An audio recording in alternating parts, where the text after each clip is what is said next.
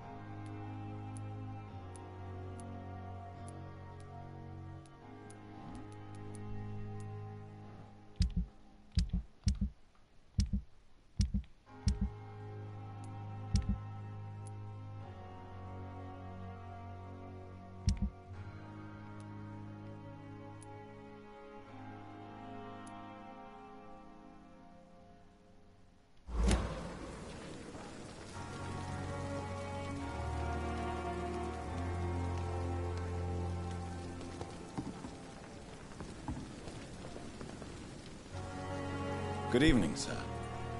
I'm Dr. Jonathan Reed. I'm new here. I've already heard about you, Dr. Reed. I'm Milton Hooks, the ambulance driver for this shithole of a hospital. That's quite a blunt introduction, Mr. Hooks. You can call me Milton. I like to speak my mind, Dr. Reed. Perk of the job. Don't judge me, and I won't judge you. I'm not sure I understand what you're talking about. Well, I'm no doctor, but I'm pretty sure a gun can't be used as a surgical instrument. You have a keen eye. I learned to shoot during the war, and have carried one ever since. Old habits die hard. No need to explain, Dr. Reed. And if you ever need a better gun, remember, I may have something for you.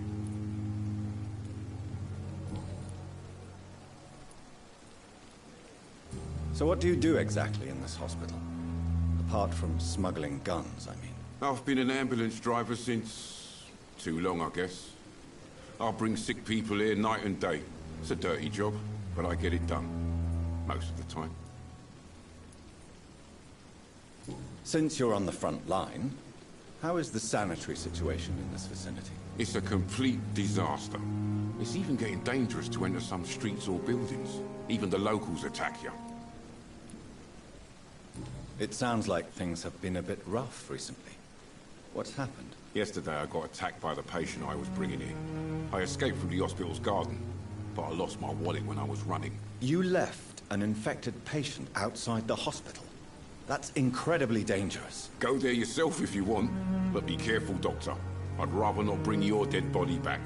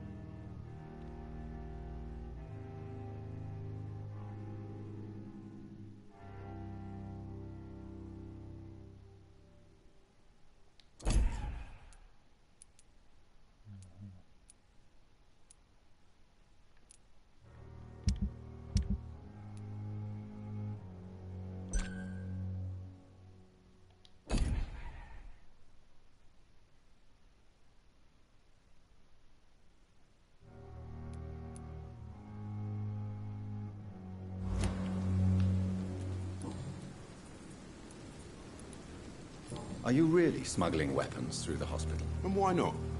I've already been attacked by patients, you know. And by gang members willing to steal my money. But you're not defending yourself. You're selling guns to civilians. You keep people alive your own way, Doctor. I offer them another way to protect their health.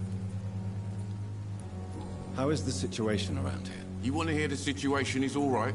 It's fucking awful. We lack everything. And it's getting worse every day.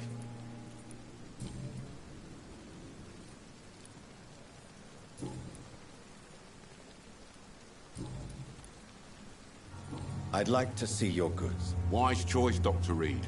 A reliable gun is what everybody needs these days.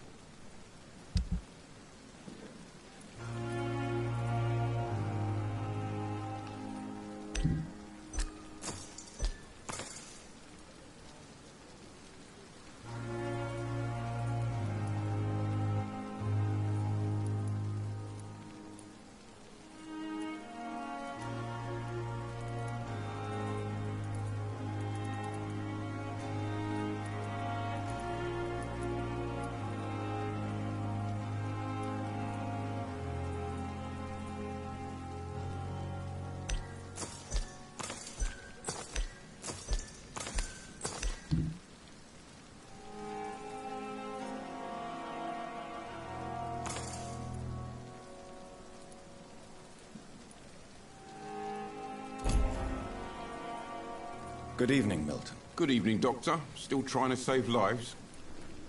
I'd like to see your goods. Wise choice, Dr. Reed. A reliable gun is what everybody needs these days.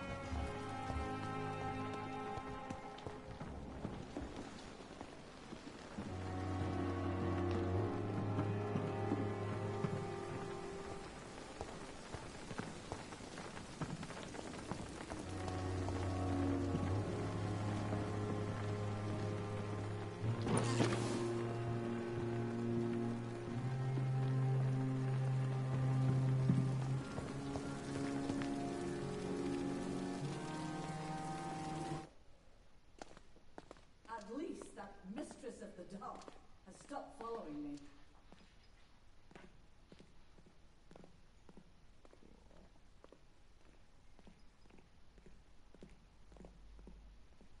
Good evening, sir. So it is true. The famous Dr. Reed has joined us. I can't think of any better news during these terrible times. Do we know each other? Actually, yes. We met once before, at the Rockefeller University in New York. Dr. Tippett, yes, I remember. I was assisting Professor Carell in his research about coronary bypasses. He had nothing but praise for you. He was also very confident about your future. And look at you now. Eminent surgeon and blood transfusion specialist.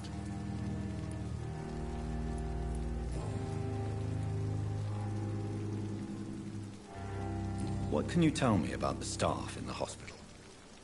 Some are really good, and others are not so good. But during this troubled period, there is no time for slander. I prefer to focus on the positive character traits. Tell me more about cherished people, then. Nurse Brannigan is a pearl. She is the most helpful and dedicated nurse I've ever worked with. A clever and cheerful woman. You really...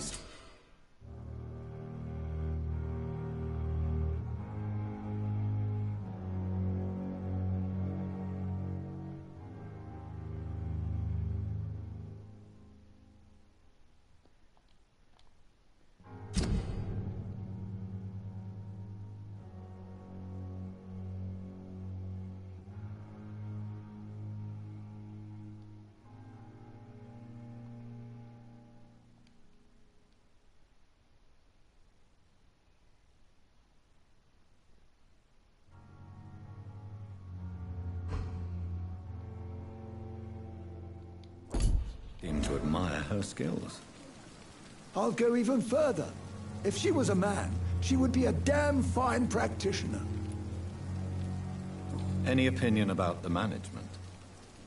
I don't always agree with Dr. Swansea's reserve, but I must admit he does all he can to keep this facility running during this crisis. Ah, yes, the burden of command. I was fed up with this concept while serving as a medical officer. Don't get me wrong. Swansea's a good administrator. I just wish he would get out of his office now and again. What is the Pembroke Hospital situation? And please, speak freely. This hospital is not exactly the best of London. I'm sure you are used to working in a better environment.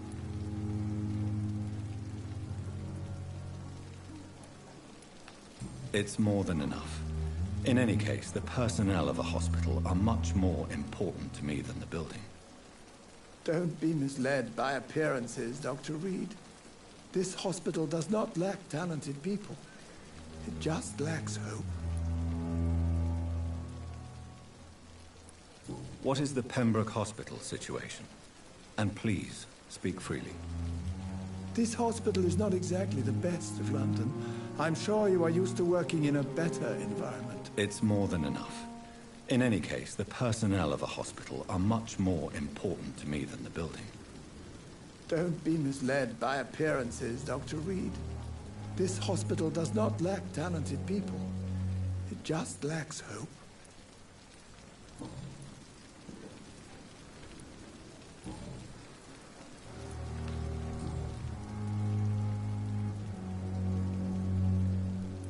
Goodbye, Dr. Tippett.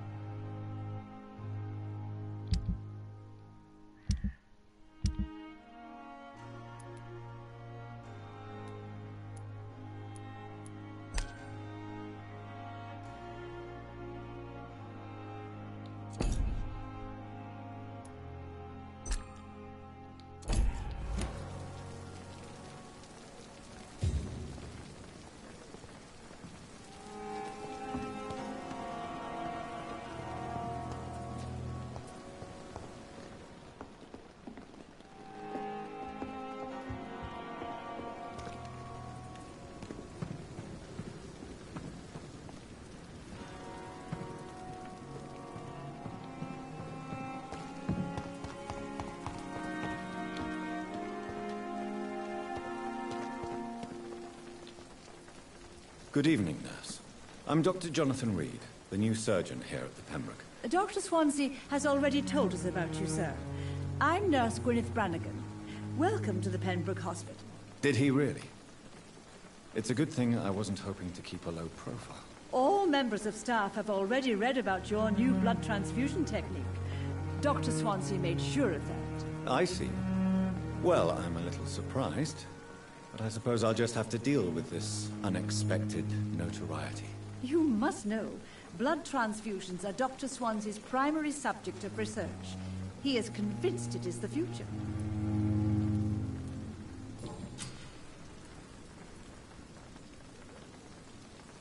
Why does Dr. Tippett claim you're the main reason he keeps working, despite his fatigue? If it wasn't for him, I probably would have left the Pembroke years ago. Dr. Tippett does not think of you as just a nurse anymore, does he? If you're suggesting he's not taking my gender into consideration when it comes to medical practice and knowledge, I really hope he doesn't.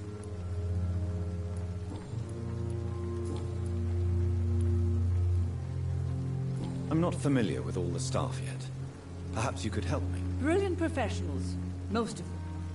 Dr. Swansea has a gift for recruiting talent. Most of them. Is there a problem I should know about, nurse? It would be inappropriate for me to speak ill of a colleague.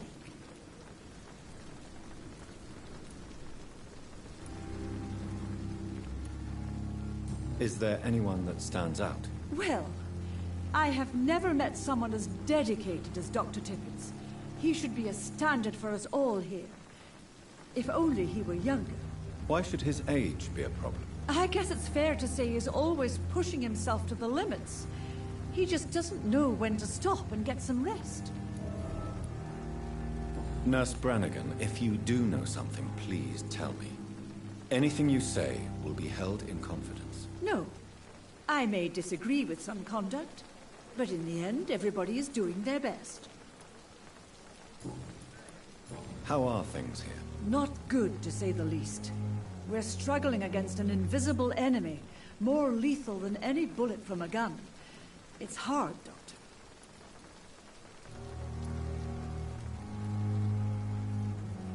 An invisible enemy? Quite a poetic term for a disease, especially from a nurse. Sorry, Doctor. These last few weeks have been exhausting. We could all do with a good night's sleep. Do you think this hospital can survive the epidemic? We are all volunteers here, and we're trying to hold fast, but how do we beat an invisible killer? Some nurses have already resigned. I'm not familiar with all the staff yet. Perhaps you could help me. Brilliant professionals, most of them. Dr. Swansea has a gift for recruiting talent. Most of them. Is there a problem I should know about, nurse? It would be inappropriate for me to speak ill of a colleague.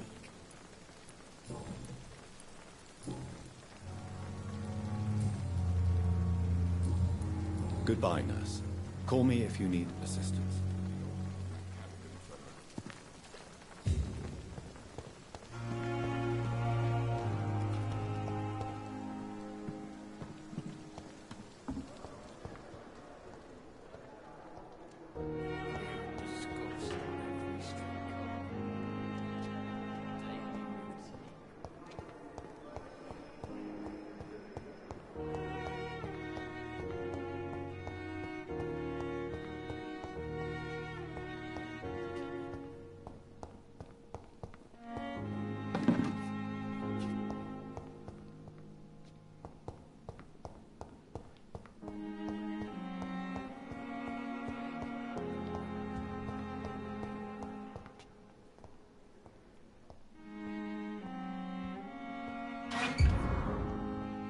It's locked, all right. Good evening, nurse. Good evening, Doctor. I don't think we've been introduced yet. My name is Pippa Hawkins. And I'm Dr. Jonathan Reed. Dr. Swansea has recently offered me a position in this hospital. Well, it's a euphemism that your help will be appreciated, Doctor.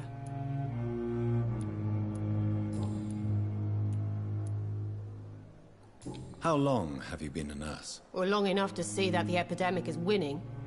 And no matter how qualified you are, don't tell me you'll change that.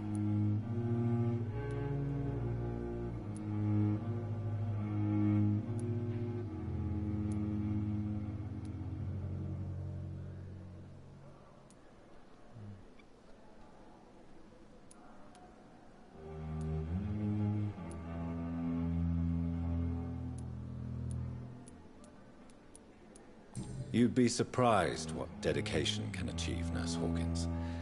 In medicine, sometimes we're just a test result away from a miracle. Sorry, Doctor. I don't want to sound bitter, but I'm just too tired to give a pep talk like Nurse Brannigan. How is the Pembroke staff coping with the epidemic? Well, not well. Milton, the ambulance driver, is even more grumpy than usual. Especially concerning doctors.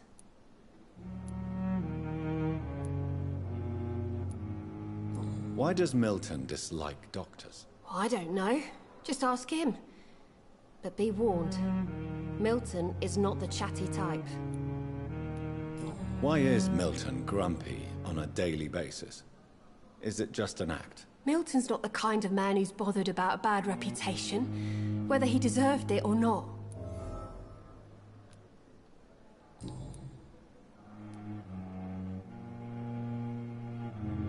How would you describe the situation at the Pembroke Hospital? It's serious.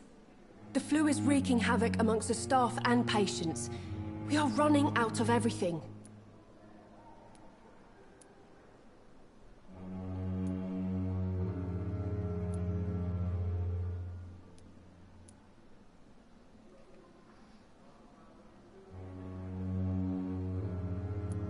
You must get a hold of yourself, nurse. Sorry, I'm exhausted. No one has any idea when this epidemic will be over. Nurse Hawkins, the Spanish flu won't last forever. Even the Black Plague didn't kill everyone. I wish I could believe you. But what if this epidemic was worse? What if in the end, nobody was spared?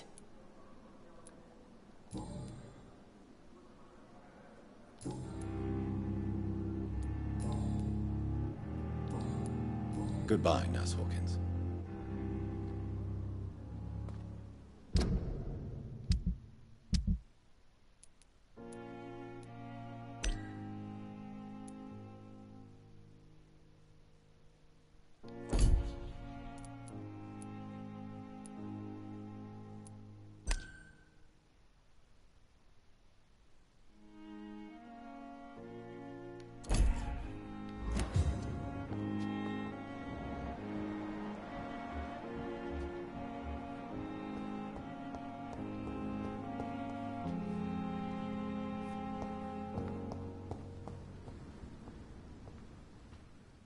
It's locked.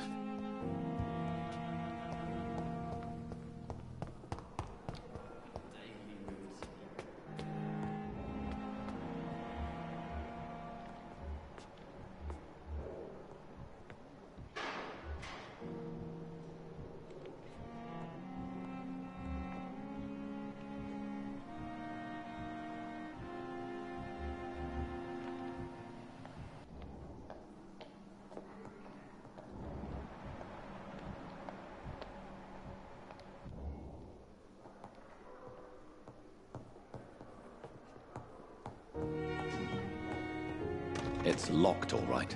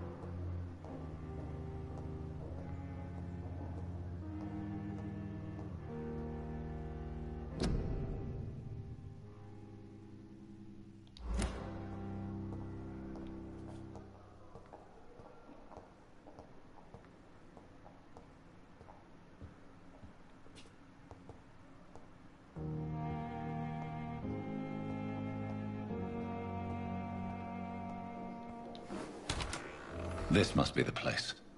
It's definitely away from prying eyes. Relegated to the shadows. A kingdom of my own. At least I won't be sleeping in a coffin.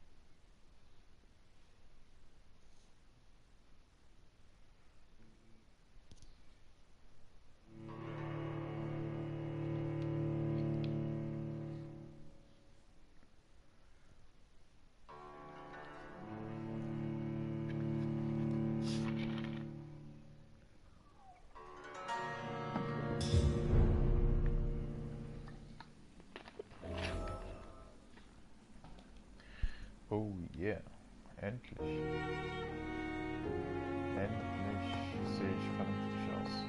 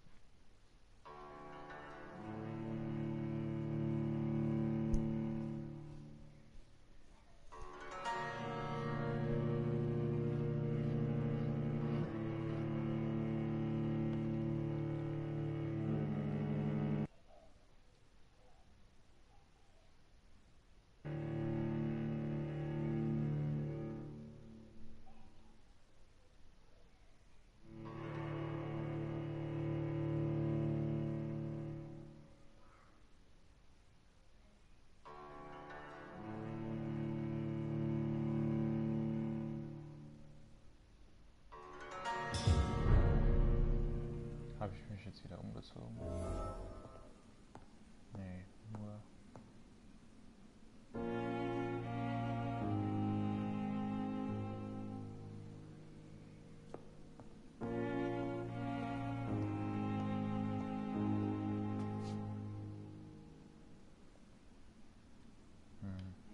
Ah, komm. Einmal noch.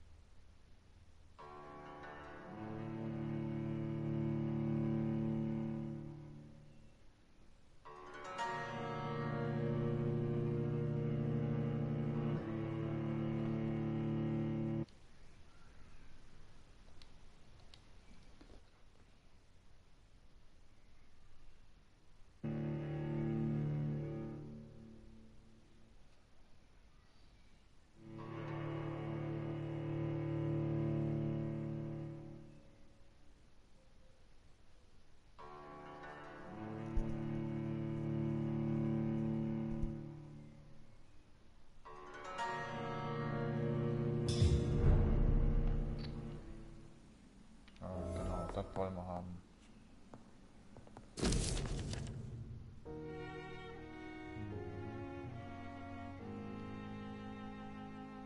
Also, ja.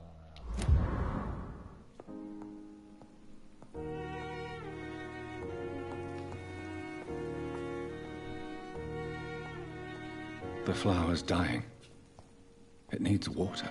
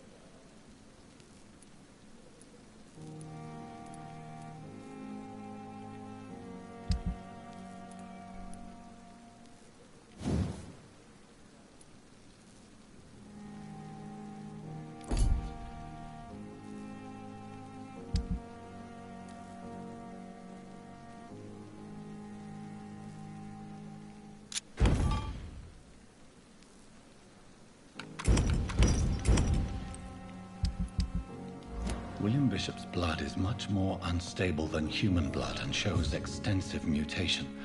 But this is not what happened to me. I must keep on searching. The sun is about to rise. I can feel it. I'll continue tomorrow night. I have so much time now.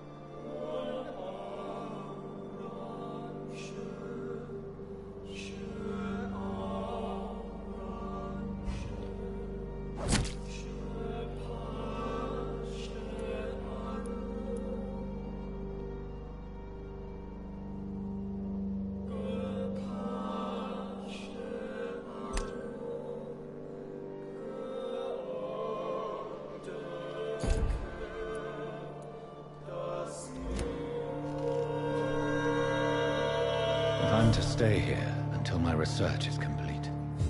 I'd better learn to hide my true nature from the mortals. But what about my thirst for blood?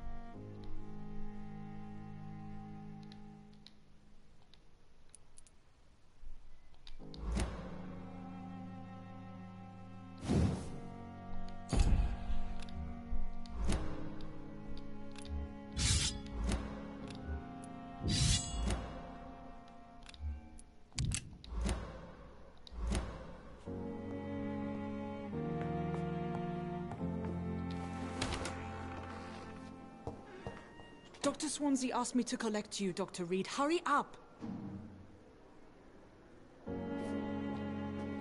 Yes, Nurse Crane? How can I help you? I'm so sorry. I know Dr. Swansea wanted you to rest, but we have somewhat of a crisis. A crisis, you say? Our supply of antiseptics is nearly depleted. I was hoping there was another box up here, but...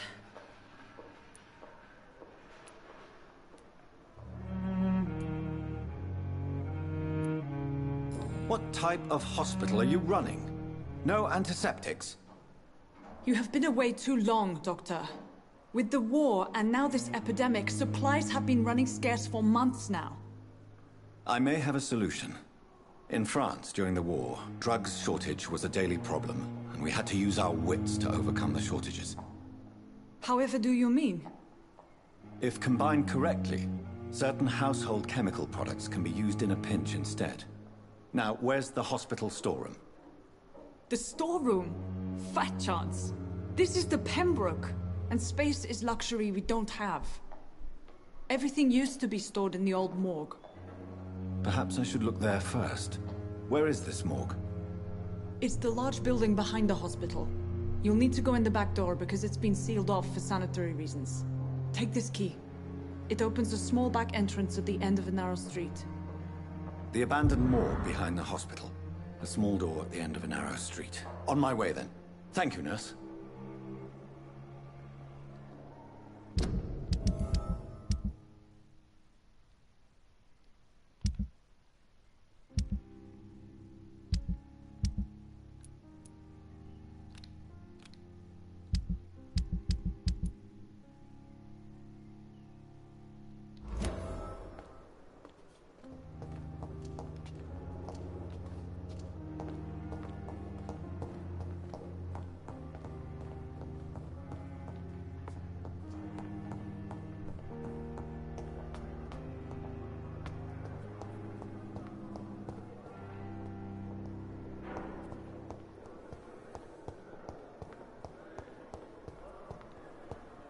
Don't worry, sir. Everything's going to be fine. I'm just going to go and get some. I wasted too much energy for so little result.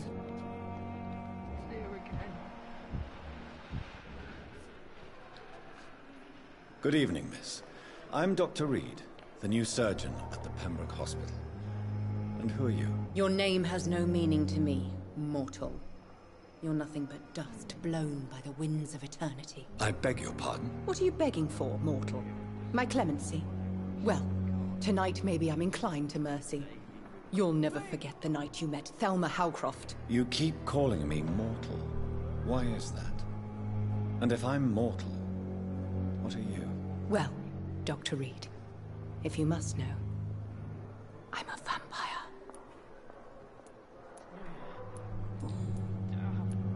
And why do you believe you're a vampire? I don't need to believe anything. It is what I am. It is what I feel within this hollow shell of flesh.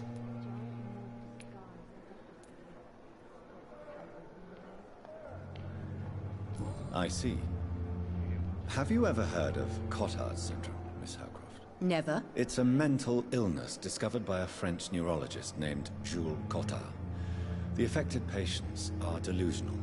They believe that they are putrefying, that they are dead, a ghost or a ghoul, or in your case, a vampire. Delusional, you say?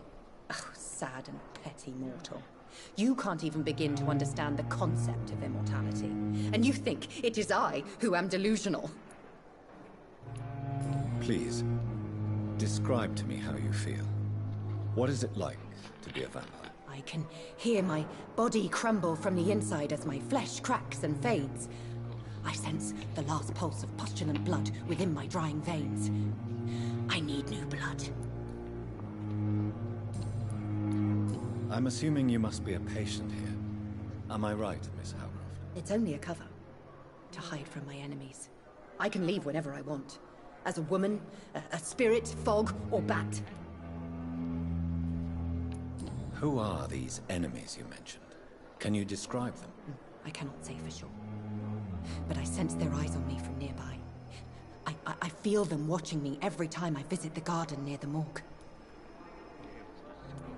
The staff here are not your enemy. They're here to help you, to care for you. I'm not speaking of the doctors in white. I'm speaking of the men and women who hunt me. For I am a vampire! I see. Don't worry. These people will not find you here. I'll personally make sure they leave you alone. Thank you, mortal. But do not interfere with them, for you are no match for those that hunt me.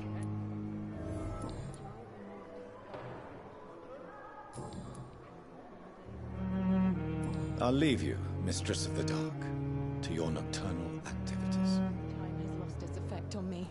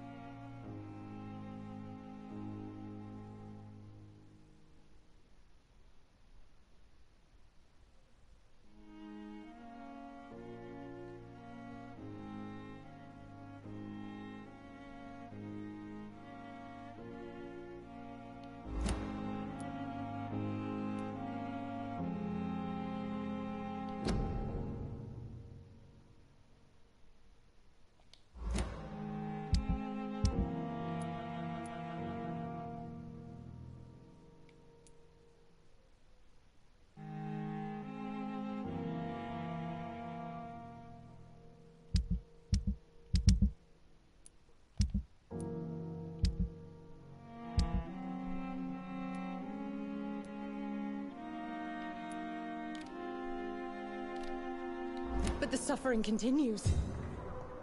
Fear and disgust on...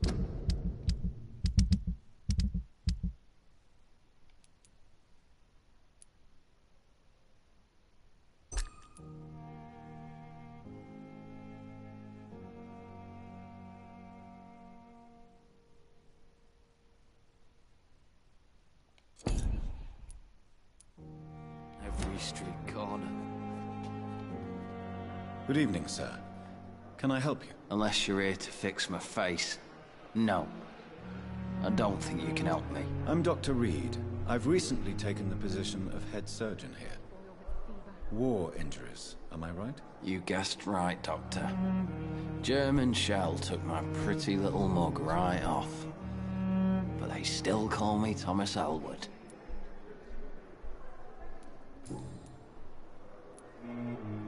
How is your stay with us, Mr. Elwood? Oh, it's bliss. I just escaped death in the trenches to be surrounded again by the moans of the dying. Can I ask you precisely why you're a patient here? It's the pain, sir. The drugs don't work. It just hurts under the scars, if you get my drift. Who is treating you? Is someone in particular looking after your case? Nobody since the old and tired doctor spoke to me. Started to think I was forgotten about. Wouldn't blame you. You don't seem worried by that. My face hurts so much more when I smile or cry. I've learned it's easier not to speak. But be assured I'm smiling inside.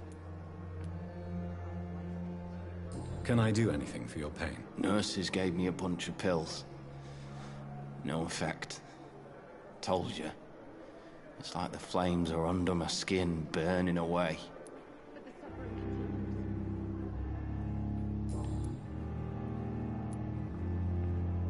Why do you feel responsible for the injury, Thomas? What really happened? I wasn't disfigured by any German shells. It happened during my leave. It was an accident.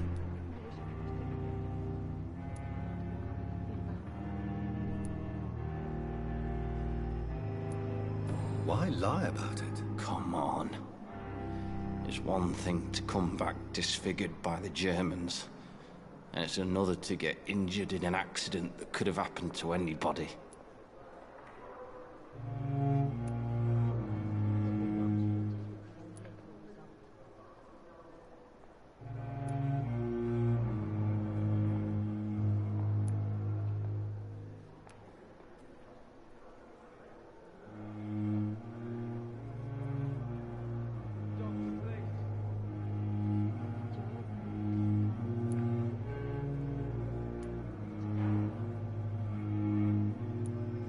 Reconstructive surgery has been very successful for some soldiers. I don't want to wear a bloody mask for the rest of my life. I'd rather stay here and just be forgotten. Tell me what really happened then. I went with a whore in Rouen. Dead drunk I was. The hotel was a shithole. There was a fire that night. Did you start the fire? Were you trying to avoid going back to the front? That's not uncommon, you know. No. It's just that I was asleep when the flames reached the room. The girl was long gone. Bitch never woke me up. Left me to burn.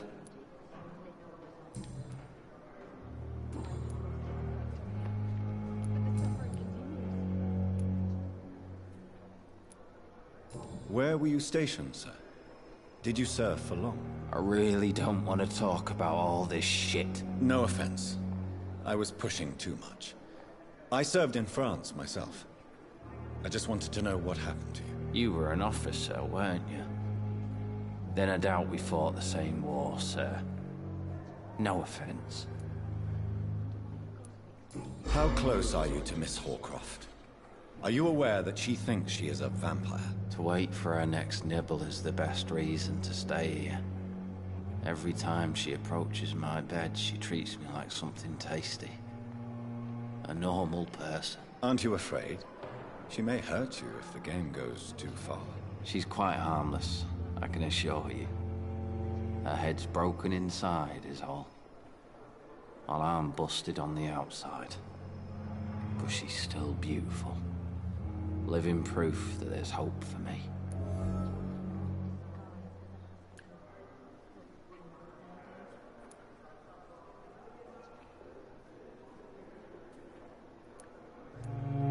You do realize she's mentally disturbed. It's called the Cotard syndrome. She truly believes she's a vampire. In her madness, she never refers to my scars. And frankly, if I could, I'd join her world. It seems much more fun than the real one.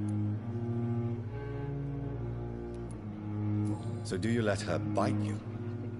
You know that's not sanitary. And why not? She's only supping a few drops of my blood. And the pain, it's real for once. She could decide to bite less willing patients. Then it's another good reason for me to stay here, Doctor.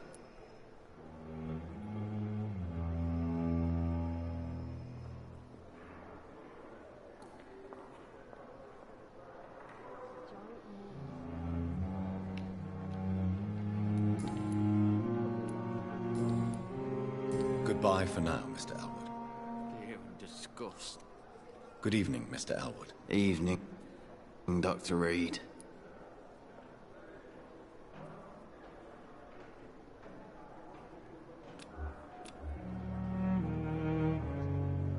Goodbye for now, Mr. Elwood.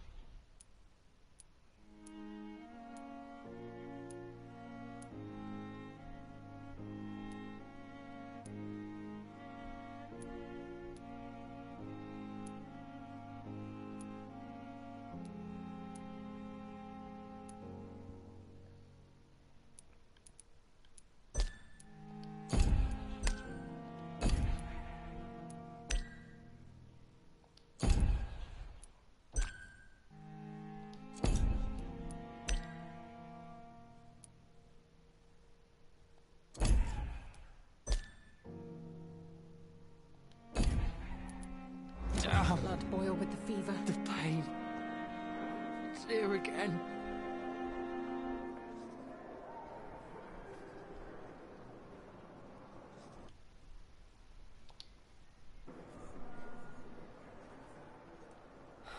Time has lost its effect on me, but the suffering continues. Fear and disgust on every street corner. Good evening, Mr. Hampton. How do you feel? Dr. Reed, is it? Oh, sir, I must apologize for my behavior. What do you mean? I was not myself in the factory. Fear and exhaustion made me say awful things to you, I'm afraid. You remained perfectly nice and polite. A little delirious, perhaps. But who wouldn't be after enduring an abduction? Thank you, Doctor. That's a relief. Now all I need to do is rest and return to my flock.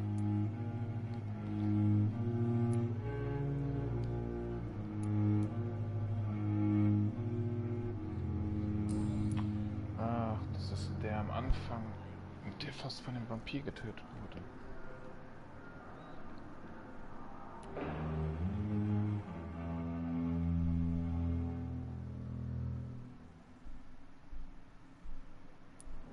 How did you end up in William Bishop's den? I had received alarming news about his recent behavior. I went to his place and he refused to let me go.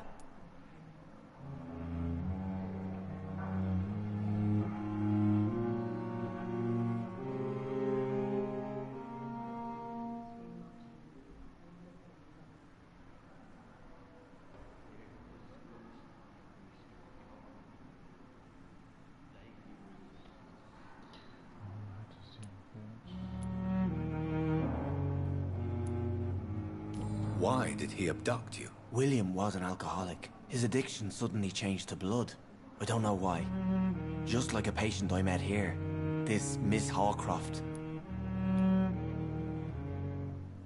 You dared to enter this awful place alone. You're a hero, Mr. Hampton. Or a fool. I'm just a man trying to help his friends, Dr. Reed. William Bishop was a conflicted soul, searching for light.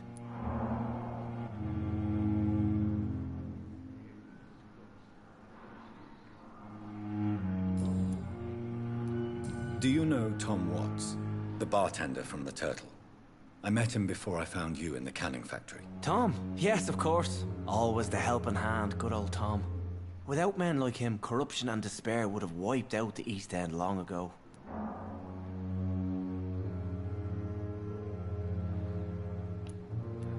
Who should I avoid in this part of town, then? Any particularly evil figures? Not really. Most men and women are just doing their best. And it's not my habit to speak ill of people I know, Doctor. People are still in despair. How could it be otherwise? The authorities have left us all to rot in this contagious nightmare. No drugs, no advice, nothing. It's a damn shame. Sieht aus wie ein Priester oder so. What is the general situation in the East End docks? The situation has always been tough, with a lot of tensions between the gangs and the dockers' trade union. The Wet Boot Boys are very nervous since they lost their leader. Who leads the gang now? Since Clay Cox went missing, it's his wife Edwina who runs the show, with the assistance of her minion, Booth Digby. Has the gang been threatening you? Ah, no. I've had this nickname for so long, you know. The sad saint of the East End. No one dares to bug a saint. Not even criminals. Okay, ich habe einen Abfahrer dagegen gekillt.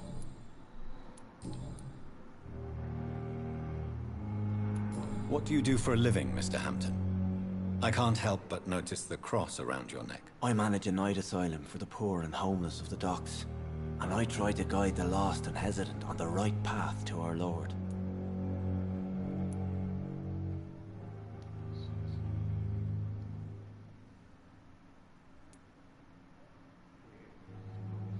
Why didn't you use your cross against William Bishop? To repel him somehow? That's a very strange question, Doctor. A cross is no magical token, if that's what you were trying to say. Not mine, anyway. Are you a priest, Mr. Hampton? A deacon, maybe? Not at all, Doctor. I'm just a man of faith willing to preach the good word. How do you feel, Mr. Hampton? Medically speaking, I mean. I feel exhausted. Beyond exhaustion, actually. William drank so much of my blood in his madness. I feel empty. You're in good hands here. Dr. Swansea is well versed in blood transfusion, and I'm sure he'll take the best care of you. Thank you, sir. I believe all I need is rest. And then I could go back to the people who need me. Have you made friends since you arrived? Not really. But I recognize Miss Harriet Jones. I knew her when she lived by the docks.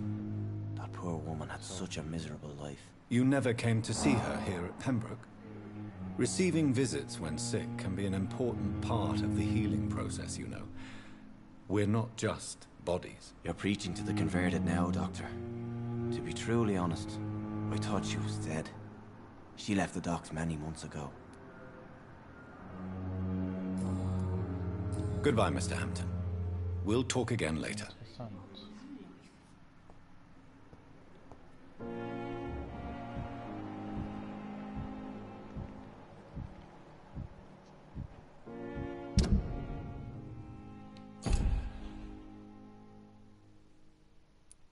Okay, jetzt die Stütze von den Dogs.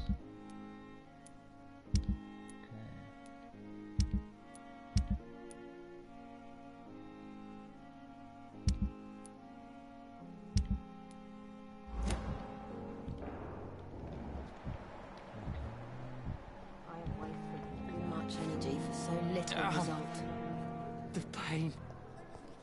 It's here again.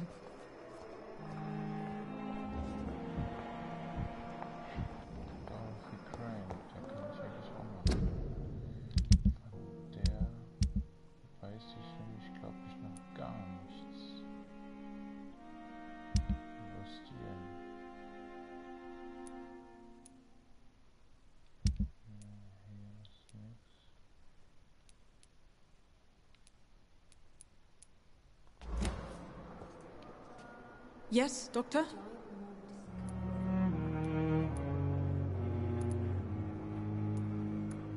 Why then do you always work the nights? Don't you ever sleep? At the Pembroke, we're always hands on deck. Lack of sleep and the medical profession always ends in disaster. I've witnessed many a colleague succumb to stimulants to fight exhaustion. Drugs were as deadly as bullets in the trenches. London's trenches start here at Pembroke Hospital. We are on the front line, make no mistake. Your dedication to the Pembroke does you credit, Nurse Crane, but when do you sleep? We staff get our sleep when we can, Doctor. Nursing is a vocation, not the labor of a journeyman. Exactly how bad is the supply situation here at Pembroke? It really depends. Dr. Swansea deftly works his society contacts for monies, but with the quarantine, well, we're in God's hands. Please, could you point me in the direction of the morgue again? It's the large boarded-up building behind the hospital. You can't miss it. The key I gave you will open the small back door to it. Okay. That's all for now, Nurse Crane, thank you.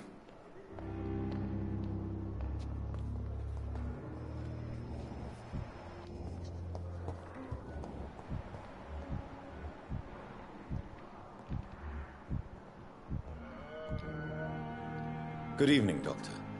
I believe we're going to be working together. Dr. Reed. Dr. Swansea informed us of your arrival, but I could not dare to believe we'd have such good fortune. Such an honor, sir. Thank you. And you are? I am Thoreau Strickland, Dr. Thoreau Strickland. I'm a great admirer of your work, Dr. Reed.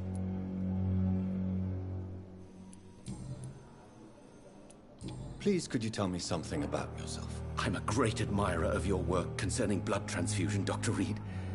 I run my own experiments. I'm convinced it's the future. What made you choose to be a doctor? I'm not ashamed to admit you and your work have inspired me.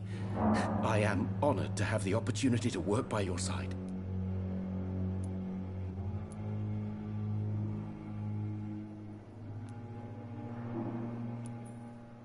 It's always a pleasure to share scientific and medical knowledge with someone eager to learn. I'll be glad to help you if I can. This epidemic may be the century's most terrible disaster, but I'm convinced that we, as doctors, are the only ones able to defeat it. I based my technique on my mentor's research. He helped me perfect my method. What is yours? I'd rather not talk about it. For now, it's just theories and first approach. My process is purely experimental and unsuccessful. As long as you're cautious and methodical, you may remain empty-handed, but you won't fail. You're not the first one to warn me, but I am convinced knowledge is the main weapon against the ravages of this epidemic.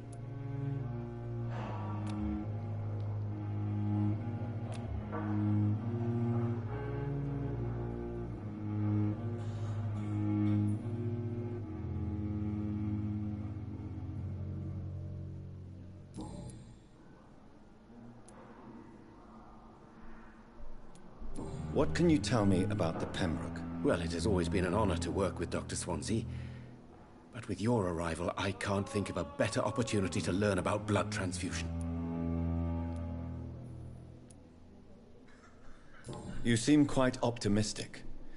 It's a rare and precious attitude in these difficult times. I'm convinced that this epidemic is a test of endurance and dedication for us men of science. Questions remain about our capacity to resolve the situation. True. Last summer, during the first wave of the epidemic, I used to joke with Milton about the extra work. We're not smiling now. Do you need help with anything in particular? Well, yes, maybe. I'm waiting for a batch of products I ordered for my personal research, yet my supplier seems to have vanished. Do you want me to play the errand boy for you? Oh no, Dr. Reed. But if you went personally to his shop, what with your reputation and all, he wouldn't dare to refuse the products I need. I see.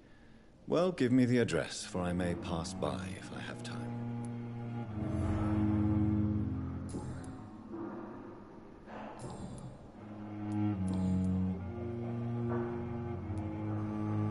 Tell me more about your willingness to experiment with new medical techniques. Harvey Fiddick is a patient suffering from a severe injury that could cripple him if not treated correctly. I'm convinced your blood transfusion technique could help him. What is it you really want? To save him, or to prove your point? Fair question. I want nothing but to save my patient, Dr. Reed. Especially since I know Mr. Fiddick's story.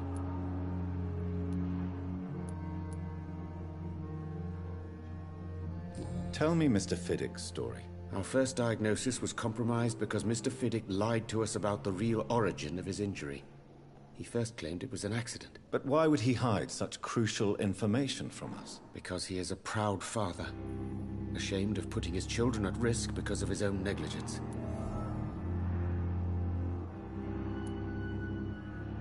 This personal involvement could also appear to be a lack of impartiality.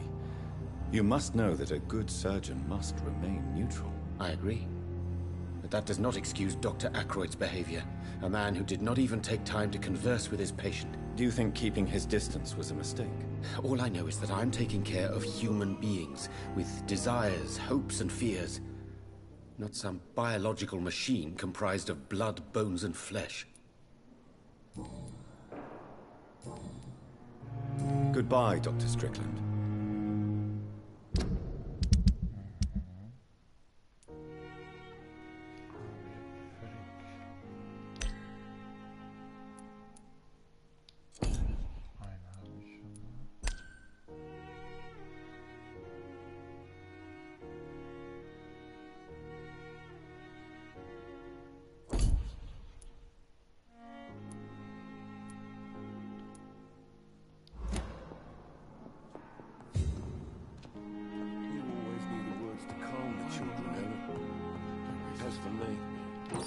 Blundering idiot.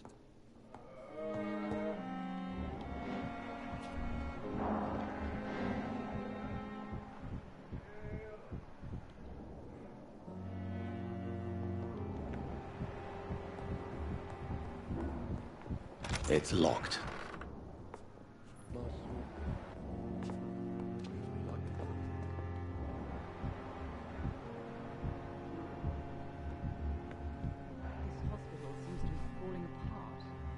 But in the circumstances, I'm willing to give you the benefit of the doubt. Good evening, madam. Can I help you? It's my son who needs you, sir. I'm Dr. Jonathan Reed. How can I help your son? I'm Beatrice Goswick, mother of Mortimer Goswick. Could you check on him, please, Dr. Reed? I've heard much of your talents as a physician.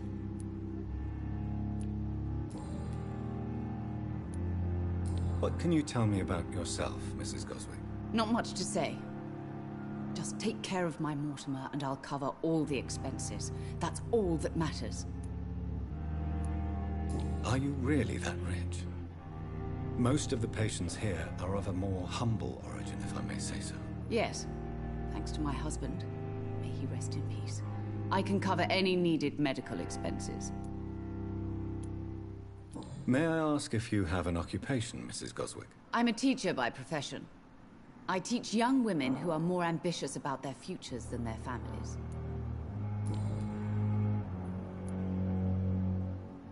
What do you think of your reception here? Any complaints? I have had the uttermost reservations about this hospital since we arrived. But we had no other choice, considering the state of emergency. Is there something in particular that's bothering you? Some of the staff were not especially welcoming. I suspect they're not accustomed to dealing with patients of such social standing. Tell me more about your arrival at the Pembroke Hospital. What gave you such a bad first impression? The ambulance driver was quite rude, for a start. And that nurse, Miss Hawkins, seems to have quite a dubious attitude. What do you mean? She managed to secure a bed for my son despite the epidemic. It was a relief, but it wasn't cheap.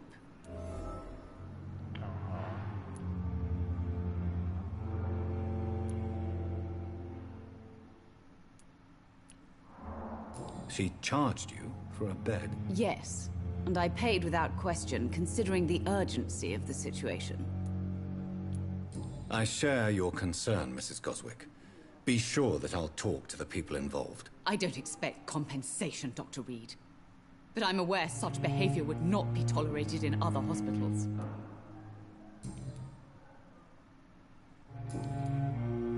Goodbye, Mrs. Goswick.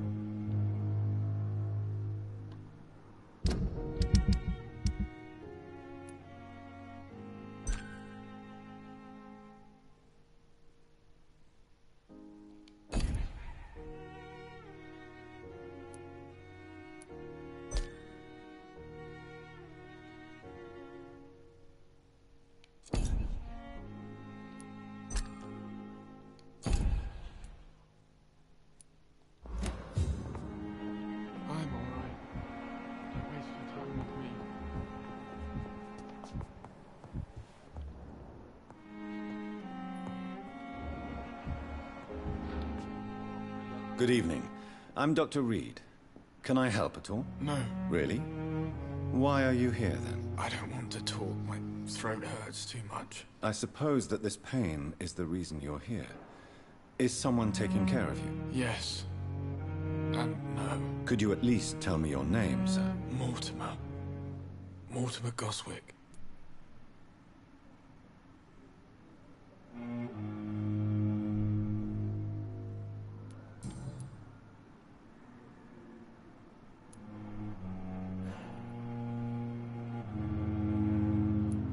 How painful is your throat, Mr. Goswick? So painful I'd rather not talk at all, Doctor.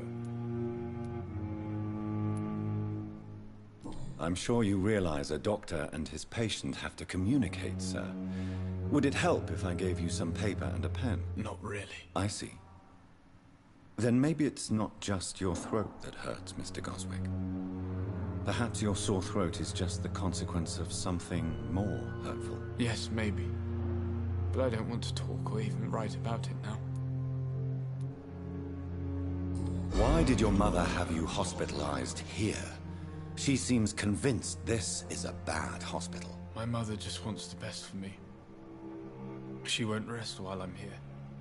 She'd go all the way to hell and back to help me. Pembroke Hospital may look unorthodox, but rest assured you're in good hands here. It's not me you have to convince, Dr. Reed. It's my mother. Is your mother bothering you? As your doctor, I can ask her to leave you alone if you would prefer. That's tempting, Doctor. But you have no idea what my mother is capable of. She would tie herself to my bed if you asked her to leave.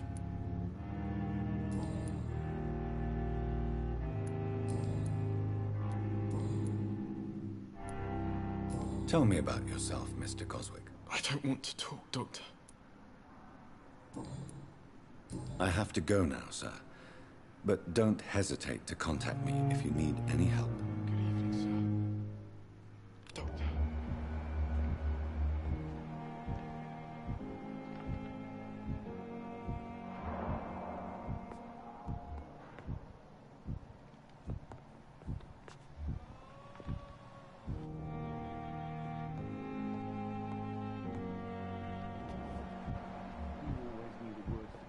Children, Ellen.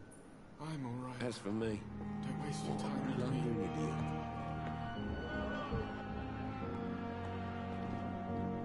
Good evening, sir. I'm Dr. Reed. Don't know if a third opinion is needed. Your colleagues are already arguing about my condition. I see. Would you mind telling me more about your situation? I'm Harvey Fiddick. All I want is to get me bloody arm fixed properly.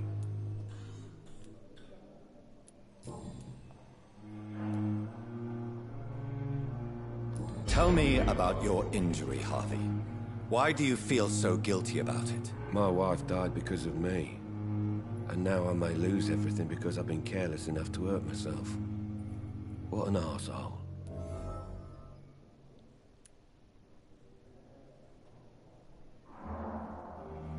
How could your job be responsible for your wife's death? I was working a double. She went out to bring me a hot meal and got caught in a German bomb raid. You can't hold yourself responsible for your injury, Mr. Fiddick. Unless you tried to hurt yourself. Of course I didn't hurt myself. But I can't work until my arm is fixed. My children need to eat, Doctor. Tell me more about the death of your wife, Harvey. 1915. I was in the army. Building workshops for the Royal Flying Corps. Helen was happy I wasn't sent to the front. What happened? The Germans sent Zeppelins to bomb the construction site, but they missed their target. My wife was bringing my dinner when the bombs fell. I'm sorry for your loss. So many died during the bombings. I served in France and witnessed the carnage there. I would like to say that she didn't suffer. Truth is, I have no idea. I just know that I'm all that me kids have. Poor little bleeders. How are your children after losing their mother? They were smaller then. The only good thing about this is my Ellen didn't bring them with her that night.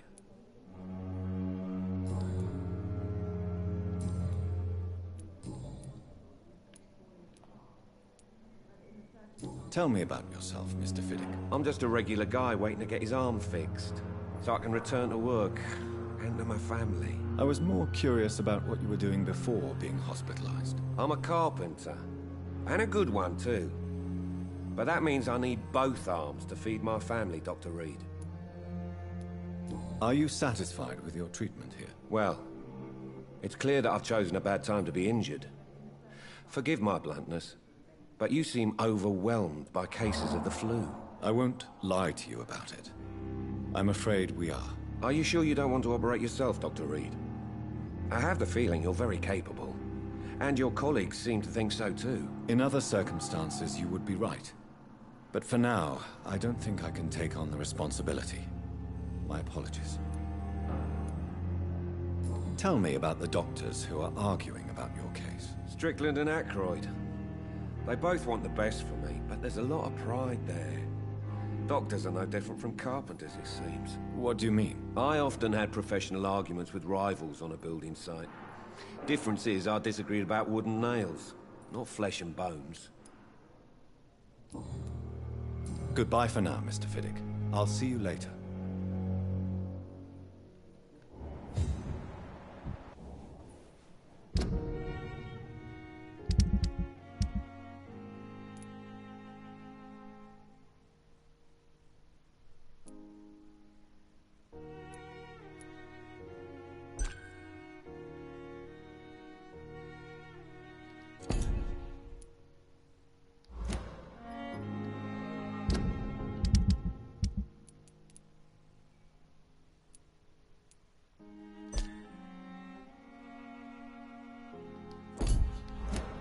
My sweet girl.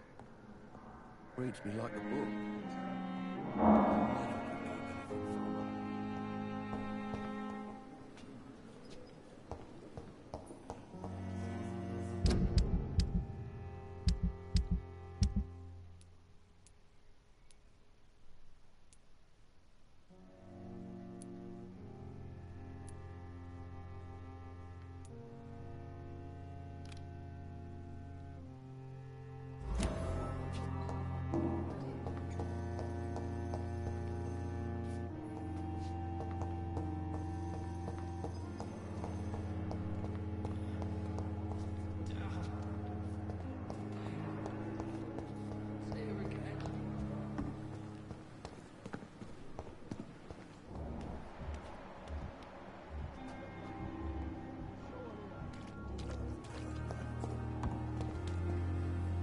Good evening, Milton. Good evening, Doctor. Still trying to...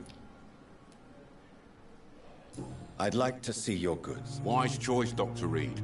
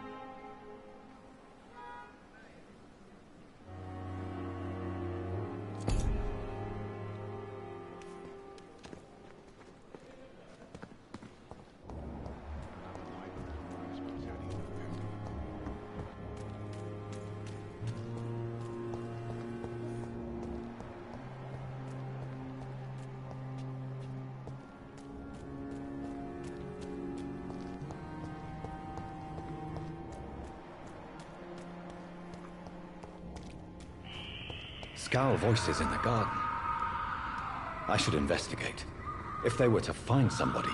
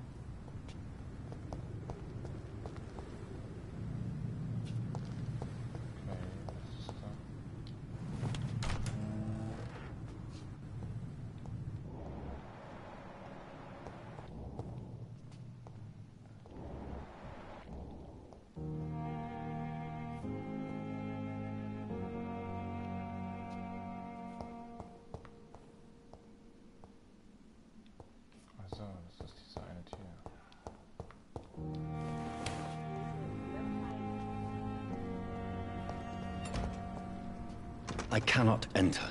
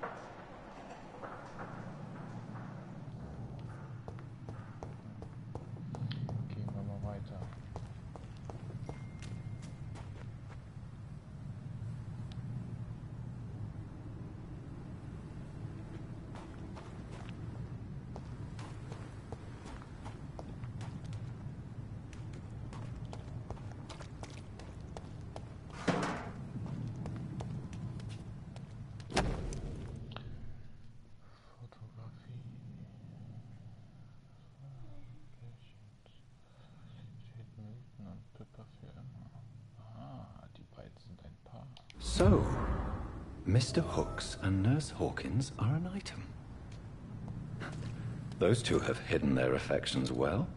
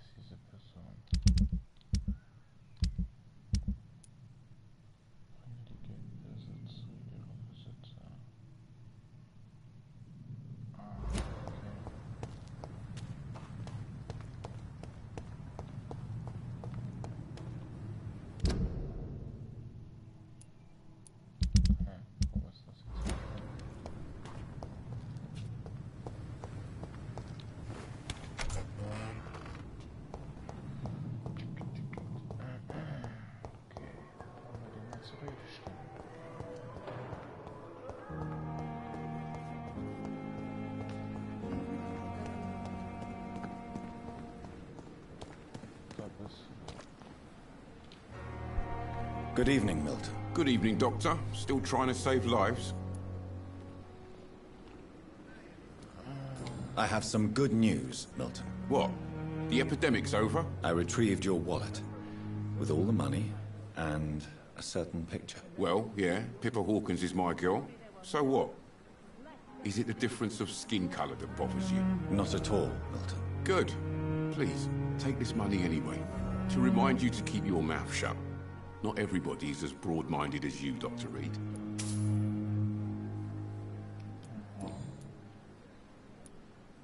What's going on between you and Nurse Hawkins? Pippa's tired. Tired of all this shit. Tired of all those corpses piling up. She's as depressed as I am.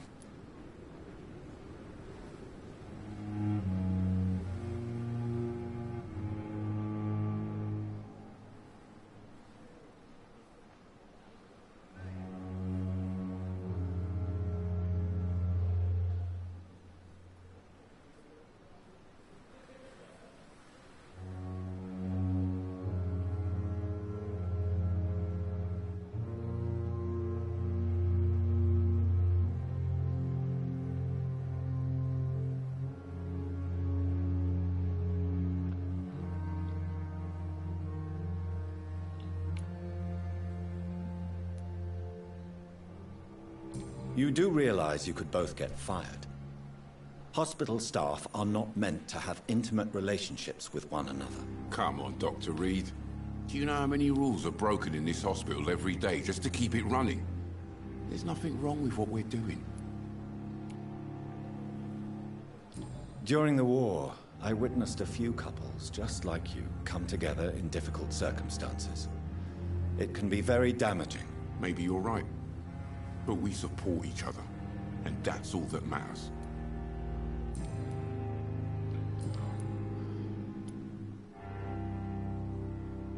Goodbye, Milton. I thought last summer's epidemic was difficult.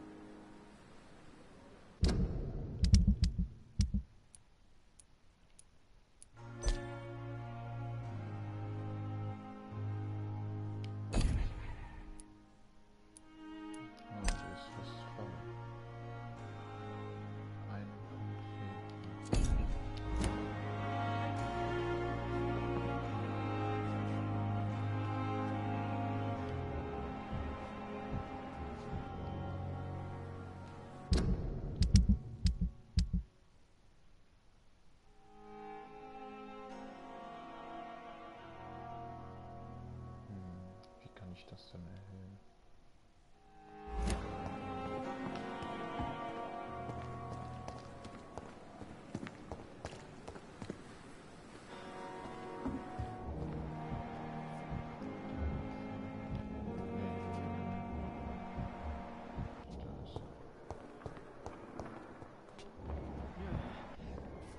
Damn.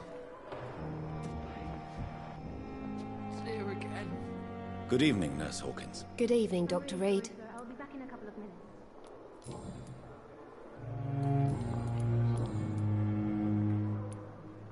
Pepper, I know you're very close to Milton Hooks. Yes. Milton Hooks is my man. If you want to report me for that, just feel free, Doctor. I have no intention of reporting you, Nurse Hawkins. But are you aware of the risks? The rules say I won't be allowed to work as a nurse anymore. But here at the Pembroke, we break rules all the time. Is he worth the risk? Hey, I'm no perfect woman, and Milton is not the finest bloke. But we do our best to get by. That's all any of us can hope for nowadays.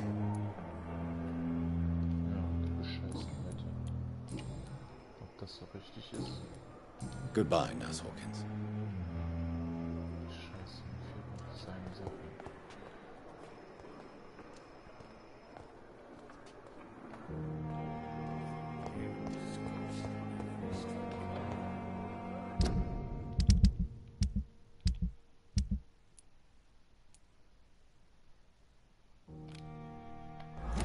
Another night with the glorious battalion of Pembroke.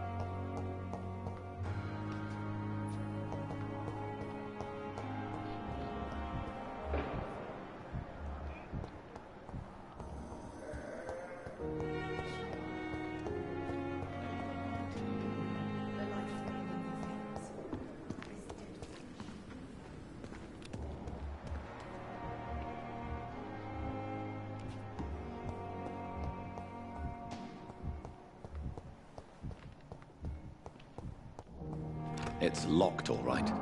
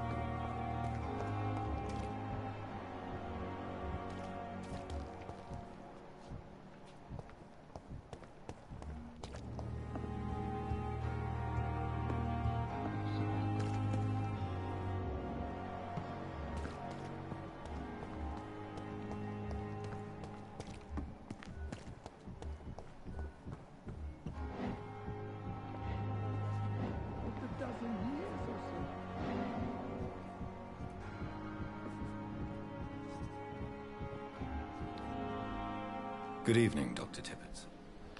Dr. Reed, any good news to share?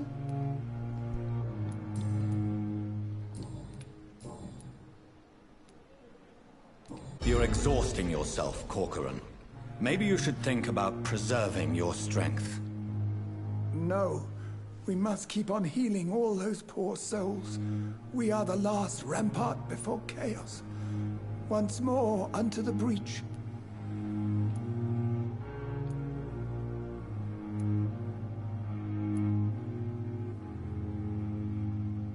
Nurse Brannigan is worried about you, Doctor. She should not have told you that.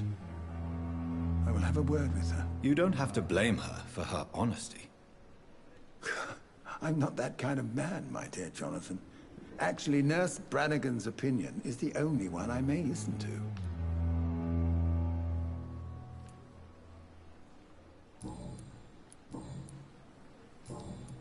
Goodbye, Dr. Tippett.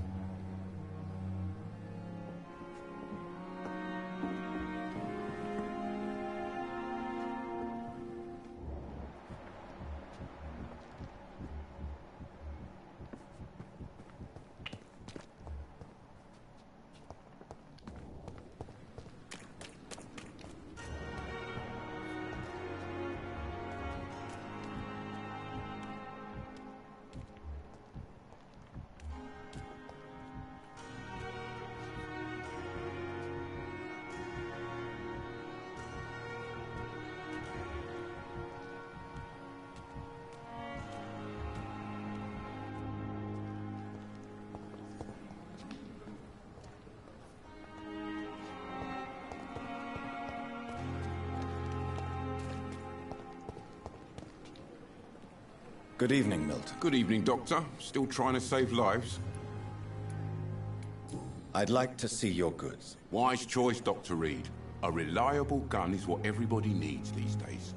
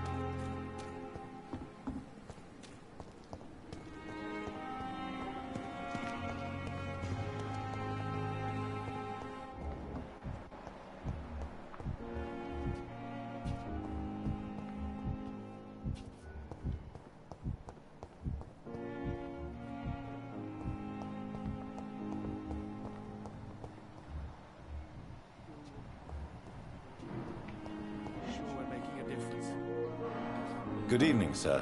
I'm Dr. Reed. I believe we're going to be colleagues. Reed? Yes, I've been informed about your arrival. I'm Waverly Ackroyd. Welcome aboard, I suppose. Does my arrival inconvenience you in some way, Dr. Ackroyd? Let us just say that I don't particularly share Dr. Swans's enthusiasm for hiring you. What we need here are reliable professionals, not overrated dabblers. If you have a problem with me, Dr. Ackroyd, please feel free to tell me. Dr. Swansea has imposed your presence on this hospital without asking anyone's advice. The benefit of his position. But I don't agree with it. I know we've never met before, but I believe this hospital could use all the help it can get.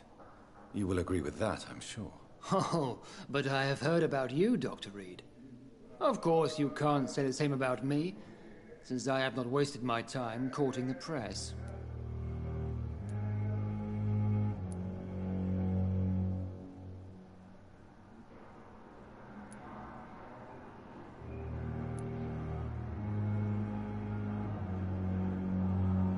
There is no need for such animosity between us.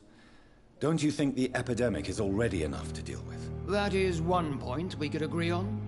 And that is precisely why I want to be sure that you will be of help to this hospital, instead of a burden. Since your tenure in this hospital is longer than mine, perhaps you can tell me more about this place. Let's just say I'm tired of the carelessness around me. I have always respected the skills of Dr. Swansea, but over time his enthusiasm has become displaced. Carelessness? Exactly what are you talking about? We're here to save lives. The people who trust us are not volunteering for experimentation. They're here to be healed. I don't intend to run any radical experiments, Doctor. Even if I, as any good practitioner should, express an interest in pushing the boundaries of medical research. Modern medical methods were created through audacity and ego. But there are rules in our line of work, and they're here to protect our patients.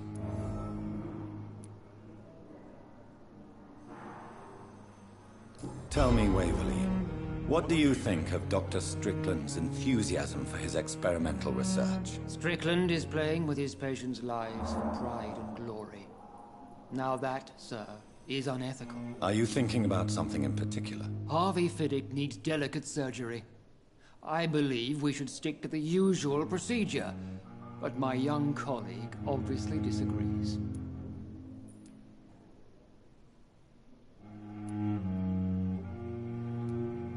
And are you not afraid that your rivalry with Strickland may be blinding you? Rivalry? I guess you could call it that. But I will never be childish enough to let my personal feelings affect my judgment. Why do you wish to lead this surgery? I strongly believe that Mr. Fiddick should not be butchered to test an unproven procedure.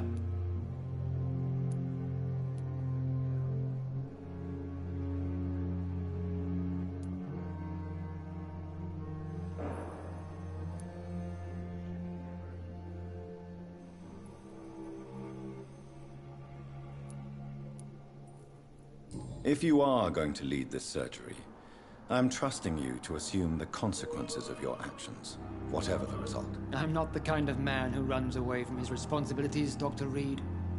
There is no need for you to be looking over my shoulder.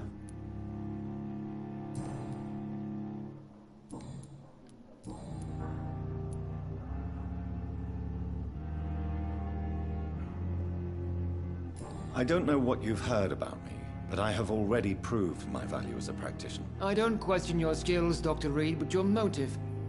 Is it money, fame, or are you truly dedicated? And what exactly is that supposed to mean? I served in the war just like you. But unlike you, I did not use the wounded to play the modern sorcerer. Be careful what you insinuate, Dr. Ackroyd. I only want you to admit you used those men to improve your theories.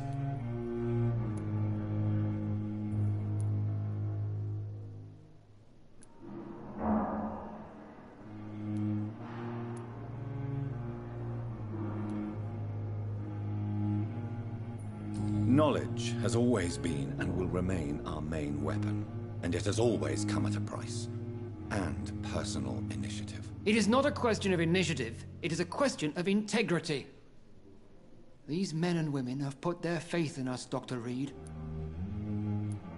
It seems you have bad memories of your military service. I refuse to see this industrial slaughter as scientific progress. War only reveals the worst in men. We can at least agree on something, Dr. Ackroyd.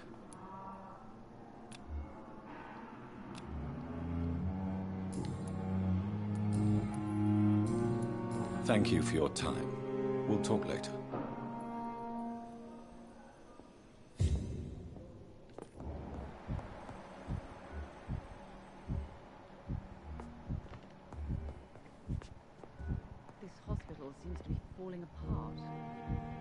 circumstances, I'm willing to give him the benefit of the doubt.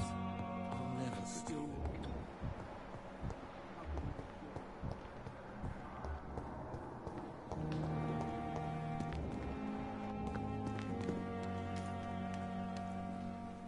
Good evening.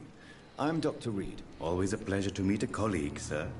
Especially when he was supposedly dead. A colleague? Are you a doctor too? Not anymore, sir. I used to be Dr. Rakesh Chadana. Now, I'm just Mr. Chadana, pawnbroker and humble guardian of this morgue. What do you mean, you used to be a doctor? Was your license revoked? No, sir. It is just that I like to be precise. I run a little pawn shop while taking care of the dead. But I used to be a real doctor.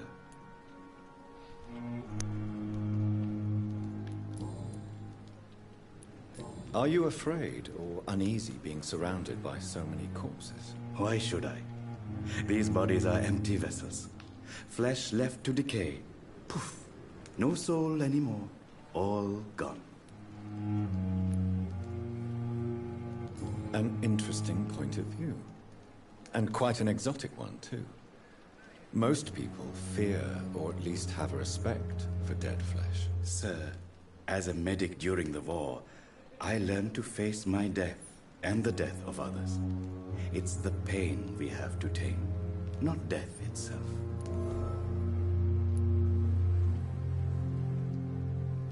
How did you get this job? After I left the army, I worked as an undertaker down by the docks. A dangerous place with many an unpleasant business there. Milton Hooks helped me get a job here.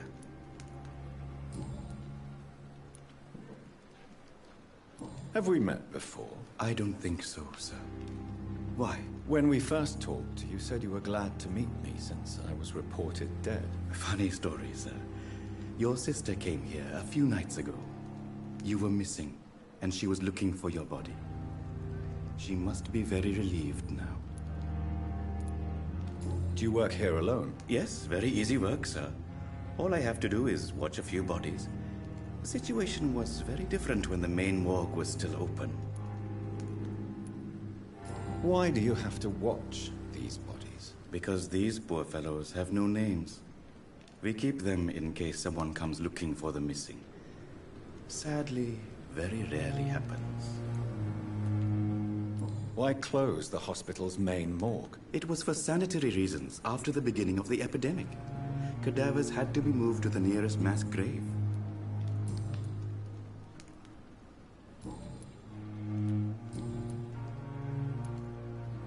A pawnbroker? I expect you get all types of people here. Yes, sir. All kind of people. For I sell all kind of goods. Who comes here to trade with you? It's very unhygienic, even unsafe. Diseases can spread. For the customers, for the hospital. I'm very cautious, sir. I've been a doctor, remember? And all my clients are good people. In fact, I think I only know good people.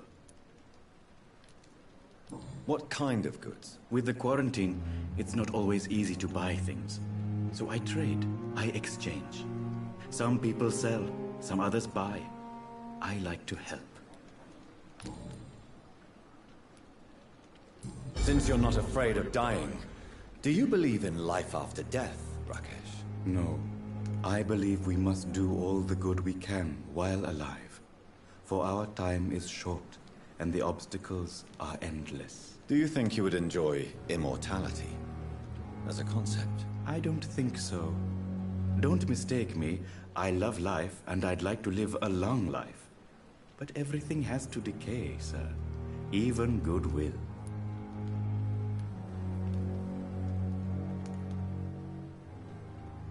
Do you really believe goodwill cannot last? As I said, sir, everything decays. If I was to never die, goodness, I would be bored or worse. And I like to be helpful, sir. Quite depressing, wouldn't you say? Yes, but the good news is, we'll all die before losing our humanity, sir. So you're ready to die? No, I am not. I don't fear death, for I won't see it. What troubles me is the pain my death will inflict to... No, Dr. Reed. I am a foolish man. But I like to think otherwise.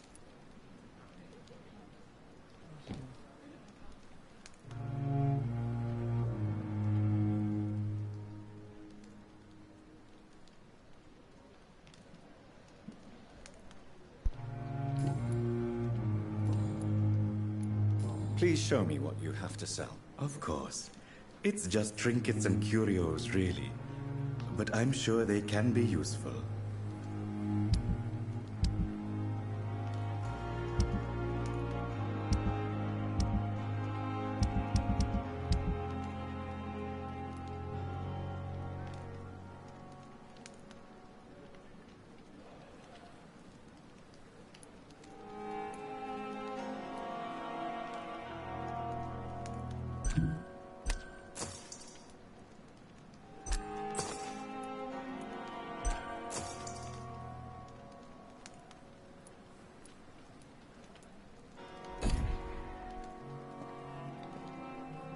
Good evening, Dr. Reed.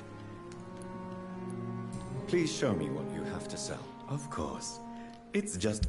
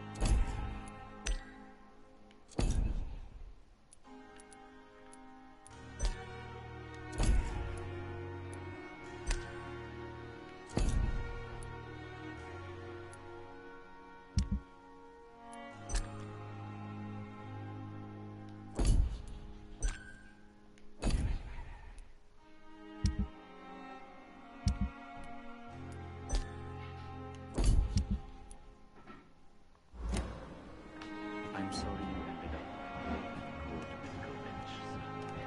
I understand you must be very angry about this unfair situation.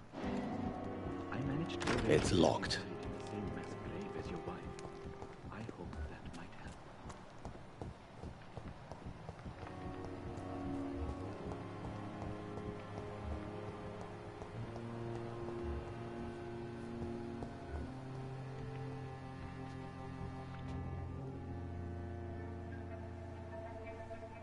You don't mind if I search your pockets, do you, sir? You won't need any of these anyway. I'm not stealing from you, mister. I'm only redistributing your belongings to people who need them more than you. You see, no one has claimed your body, sir, so it would be such a shame to bury you with your valuables. I will not forget you, sir, and I thank you for your generous donation.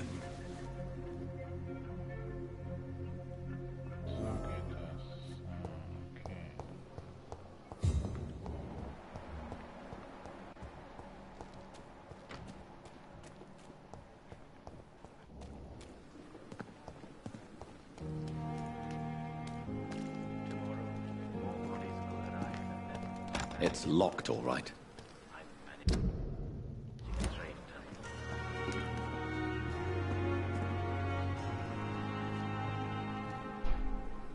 Good evening, Dr. Reed. Such a pleasure to see you again. How dare you steal from the dead, Rakesh?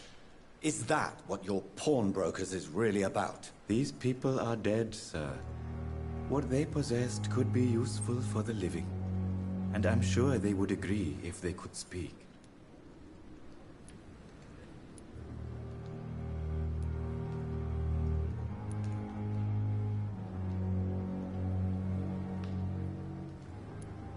You should show respect for the dead.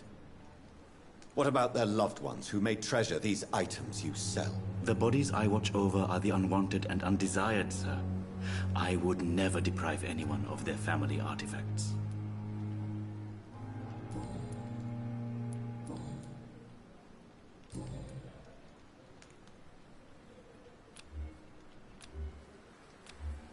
Goodbye, Mr. Chidana.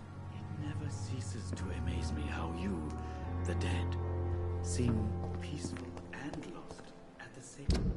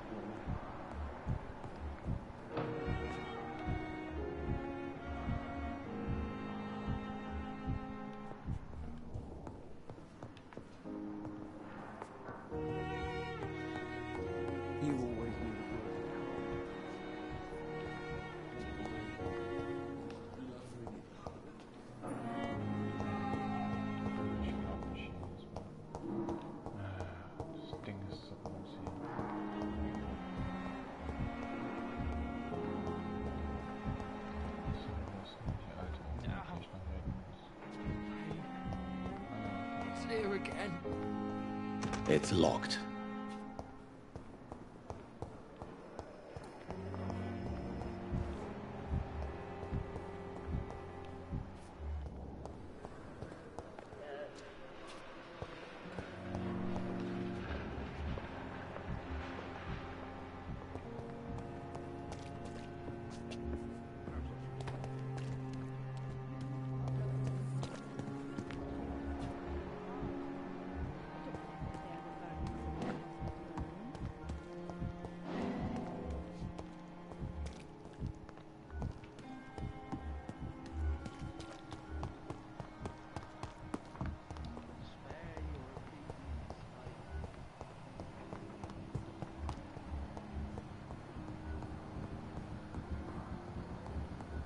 Sweet girl. Reads me like a book. I never could keep anything from her.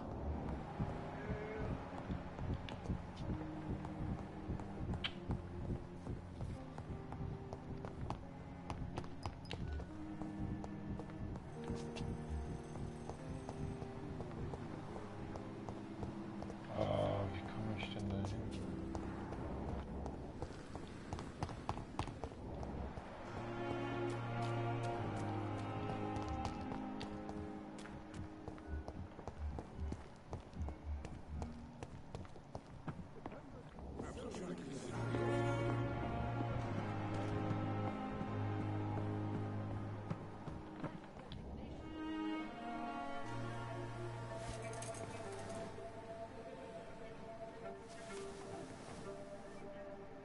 can I be sure I'll not find your unconscious body in the house again?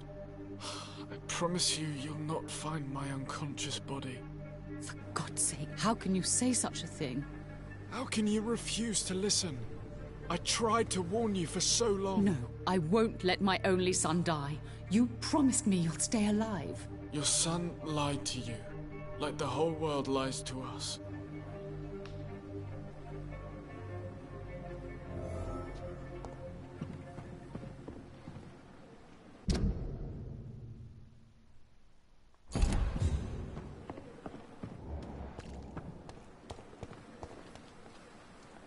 Good evening. Good evening, Doctor. Still trying.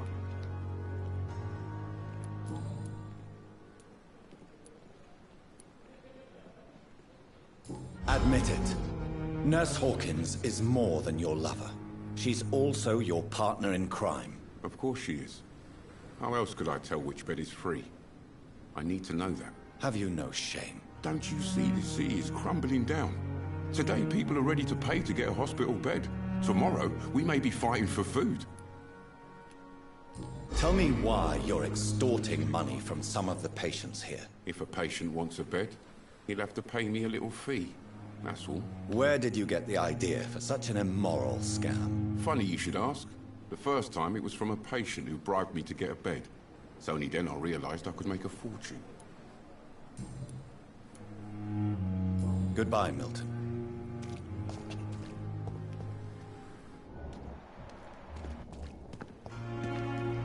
Perhaps I should have considered the offer to an academy.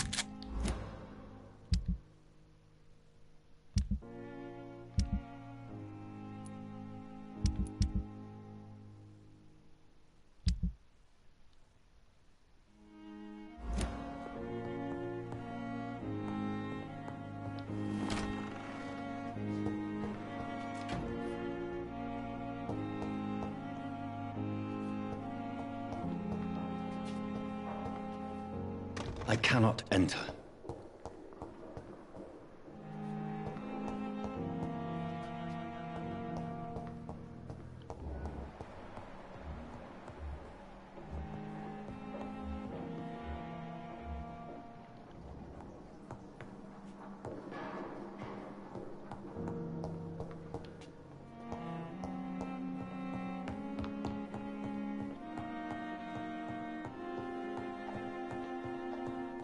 now. Please come back later.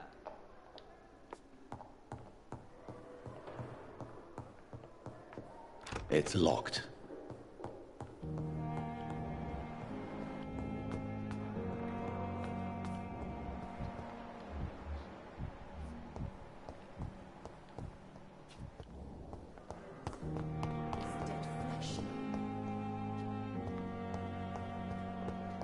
Spare your obedient slave.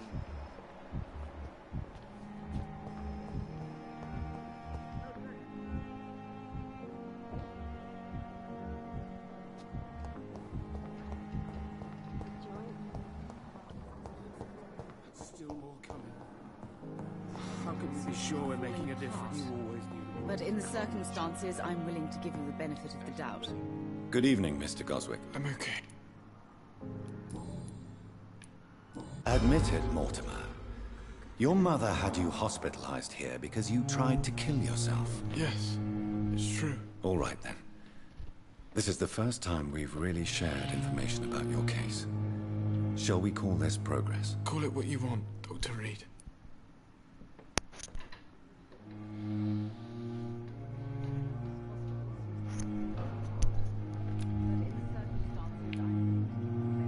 You can trust me. I won't report you to the authorities.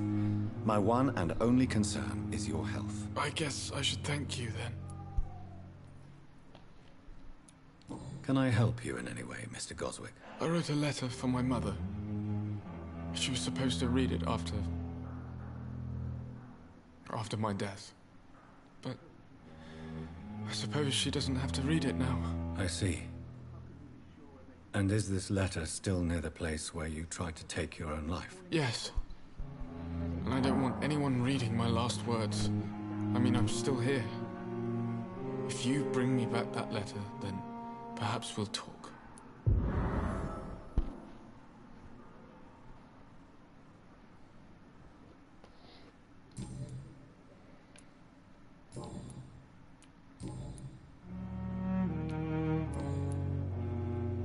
I have to go now, sir. But don't hesitate to contact me if you need any help. Good evening, sir. This hospital seems to be falling apart. But in the circumstances... You always knew the words to calm the children, Ellen.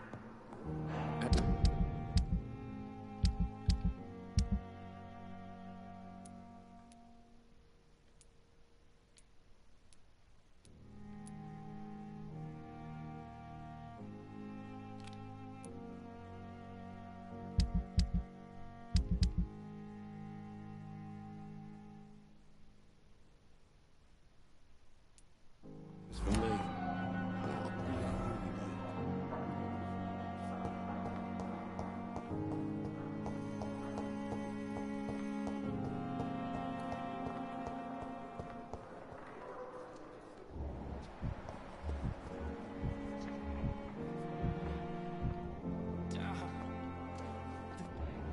Oh, God.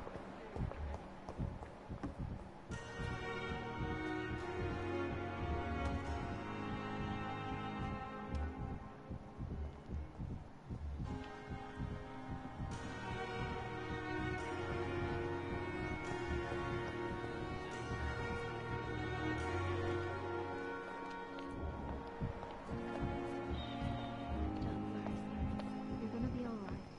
Trust me. You'll be fine.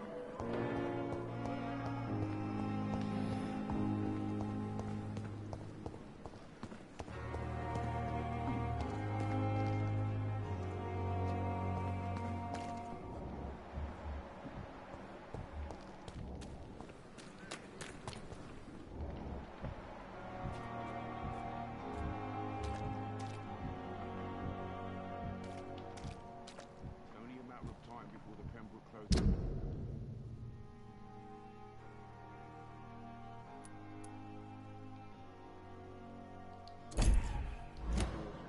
Can you remind me why you're still working? Dr. Reed will help straighten things out in Pembroke, remember? Well, that's reassuring. Believe me, it gives me courage. Good evening. Good evening, Doc. I'd like... Wise choice, Dr. Reed.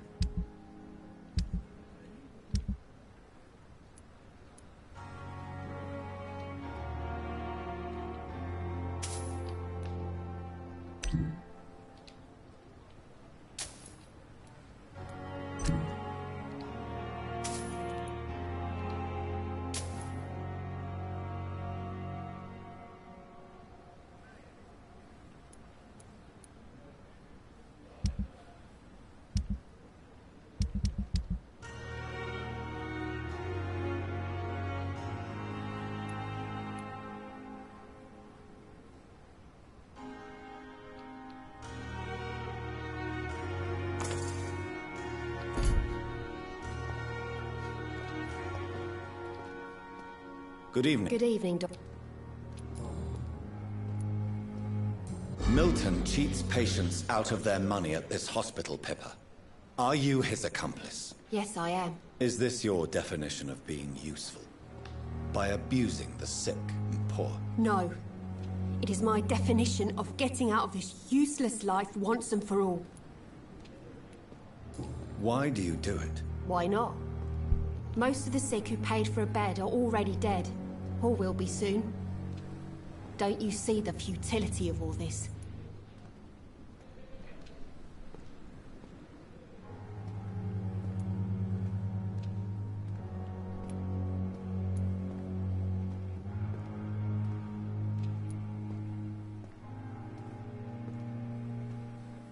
You put a price on hope. This goes against everything you swore to uphold as a nurse. Report me then, Dr. Reed. Report the little nurse and keep on lying about the surgical errors, the wrong dosages and diagnostics that we all covered for the sake of our colleagues. Whose idea was it? What difference does it make? We did it together, and I'm guilty as charged. Answer my question. It was my idea first, even though Milton would say it was his, to protect me.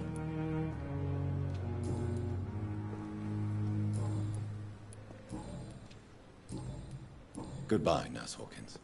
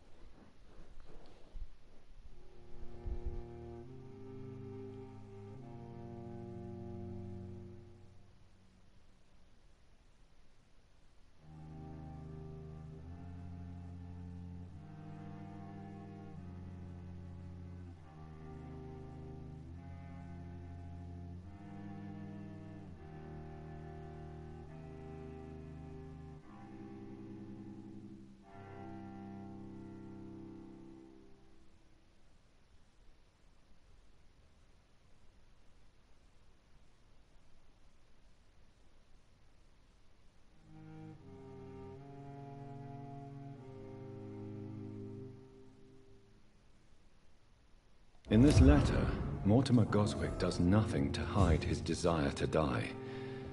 I could give it to his mother, but doing so would betray his trust.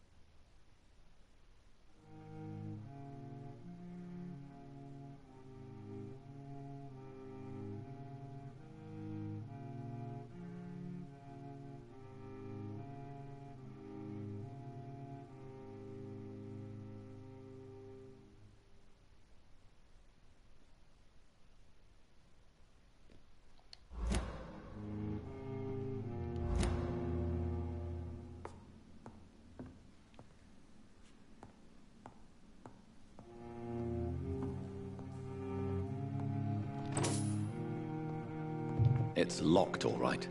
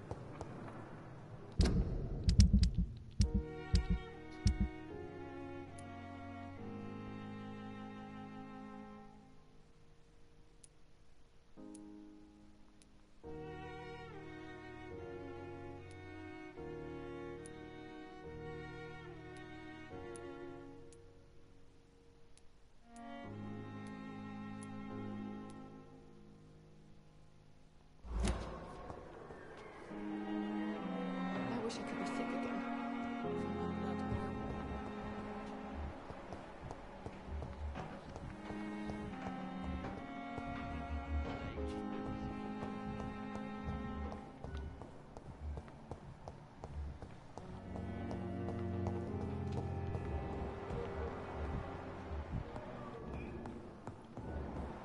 I will not let you down, Mike.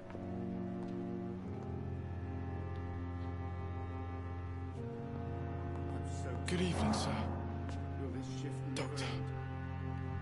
Good evening, Doctor. How is my son doing?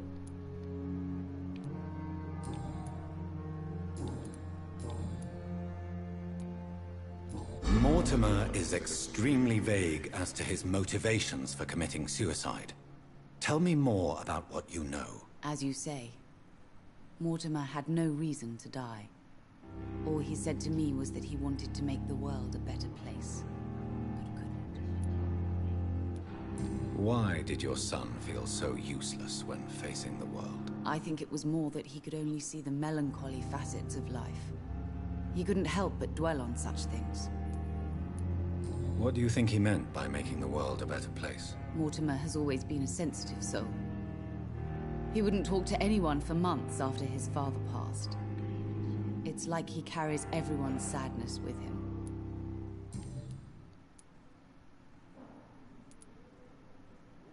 Your son wished to die, Beatrice.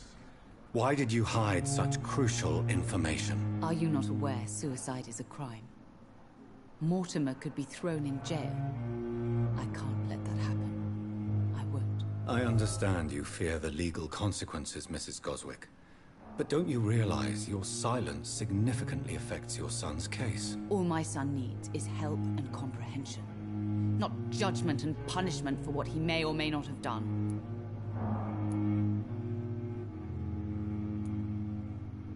Do you realize your son could try to kill himself again?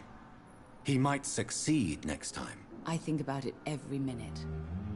But I won't stop fighting for my son's future. That's how much I love him.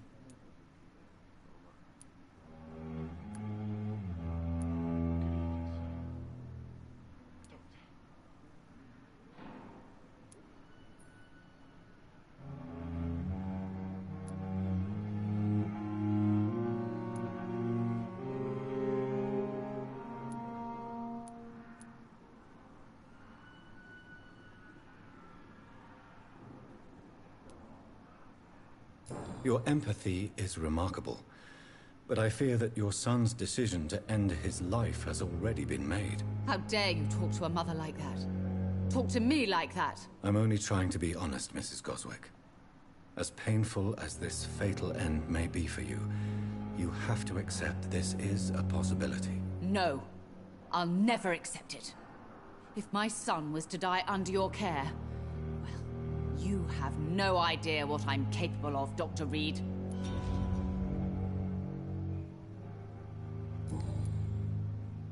Goodbye, Mrs. Goswick.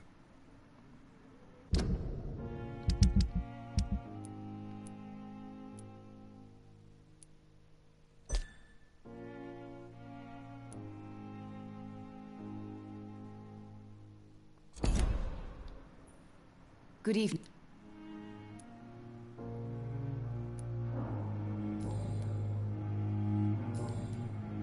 Goodbye, Mrs. Goswick.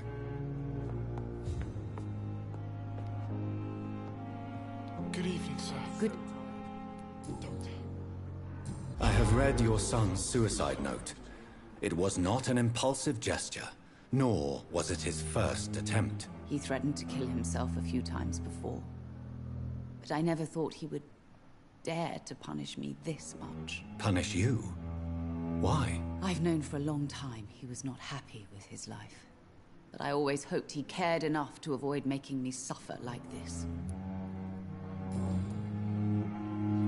Goodbye, Mrs. Goswick.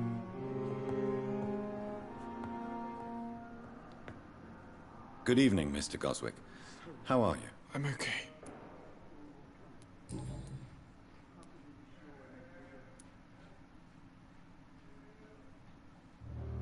I've read your letter, Mortimer.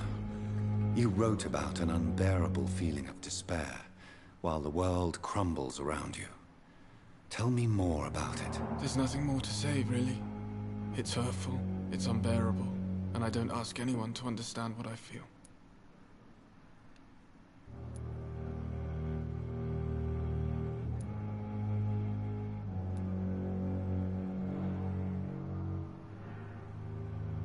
The world is bleak, but maybe the pain we feel is the best compass for making it a better place. How can we repair the world, Dr. Reed, when mankind is the biggest problem? Yes, the world will be a much better place when we're gone. I have retrieved your letter, Mr. Goswick. I can assure you that nobody read it but me. Thank you. This is for you, then. For your help. And for your silence. I think you should talk to your mother. It would be good for both of you. Thank you, Dr. Reed. I'll think about it. Now please, let me be.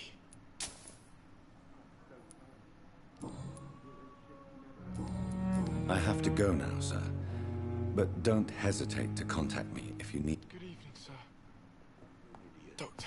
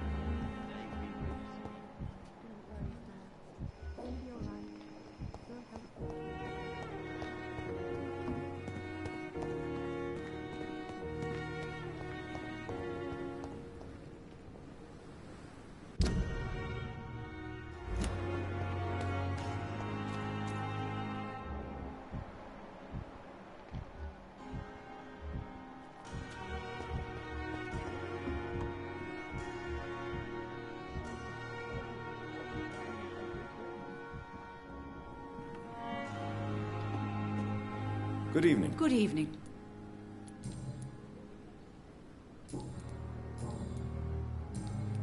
Goodbye, nurse.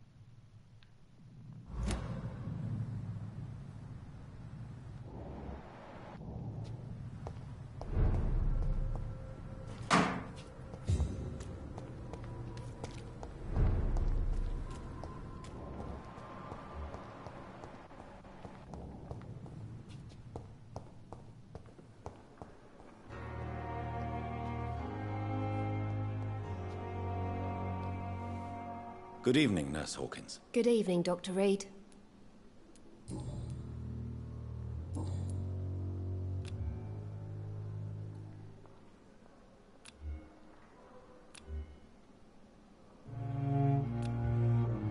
Goodbye, Nurse Hawkins.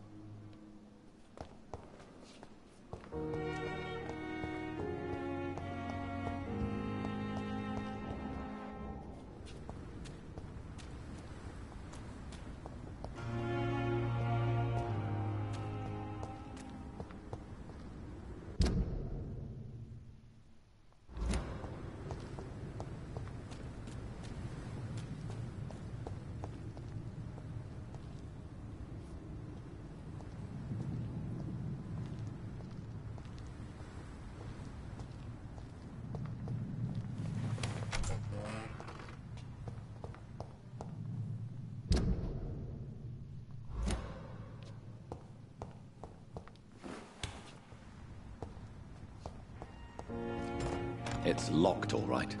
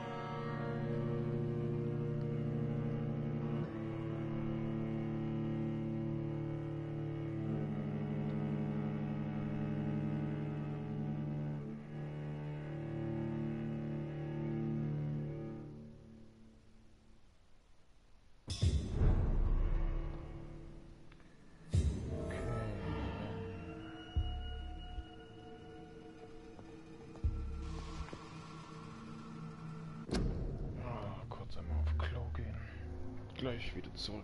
Einen Moment.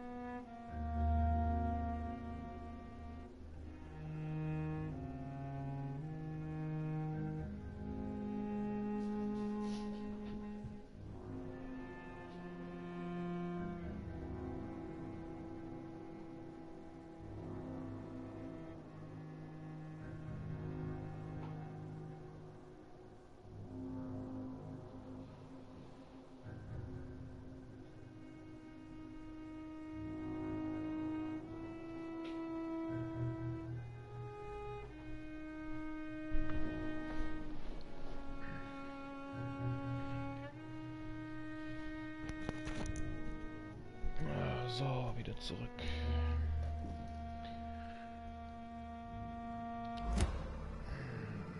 Ich glaube nicht, dass wir hier alleine sind.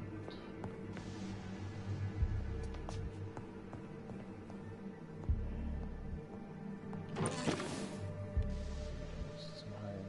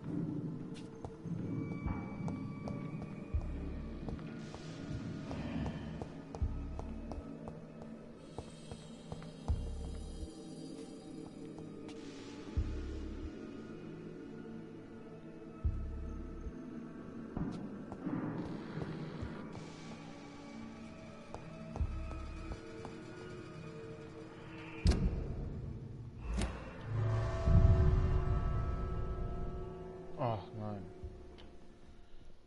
Von der Seite kann ich raus, aber rein nicht, oder was? Was ist das denn für ein Scheiß?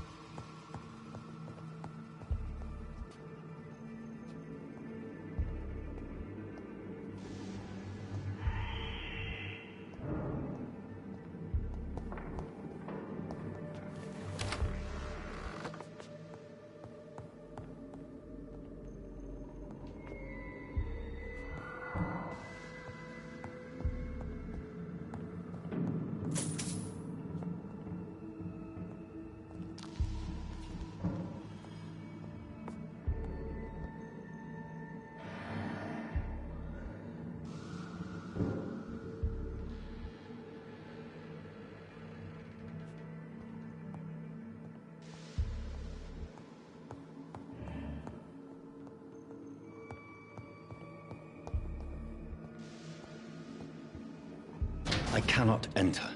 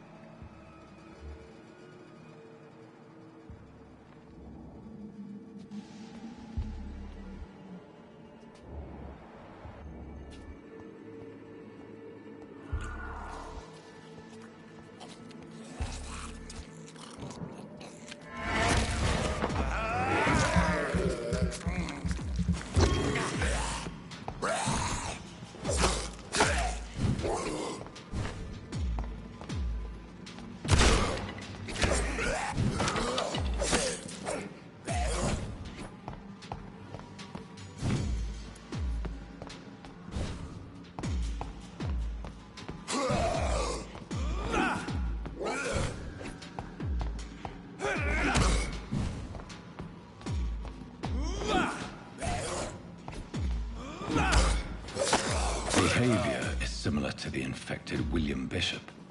Must be the same strain. This sickness moves faster than influenza.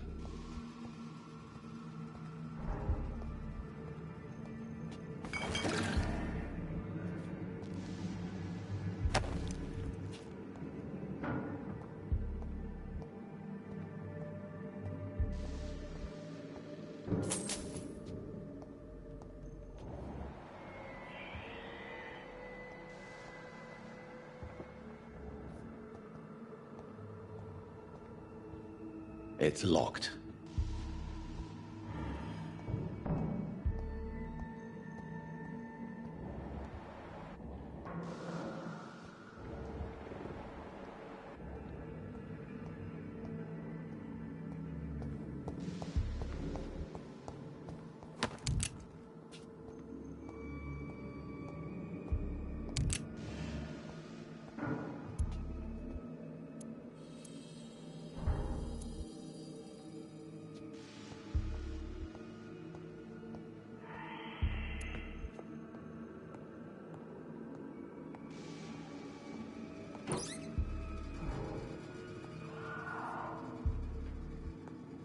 This key will surely grant me access to the basement.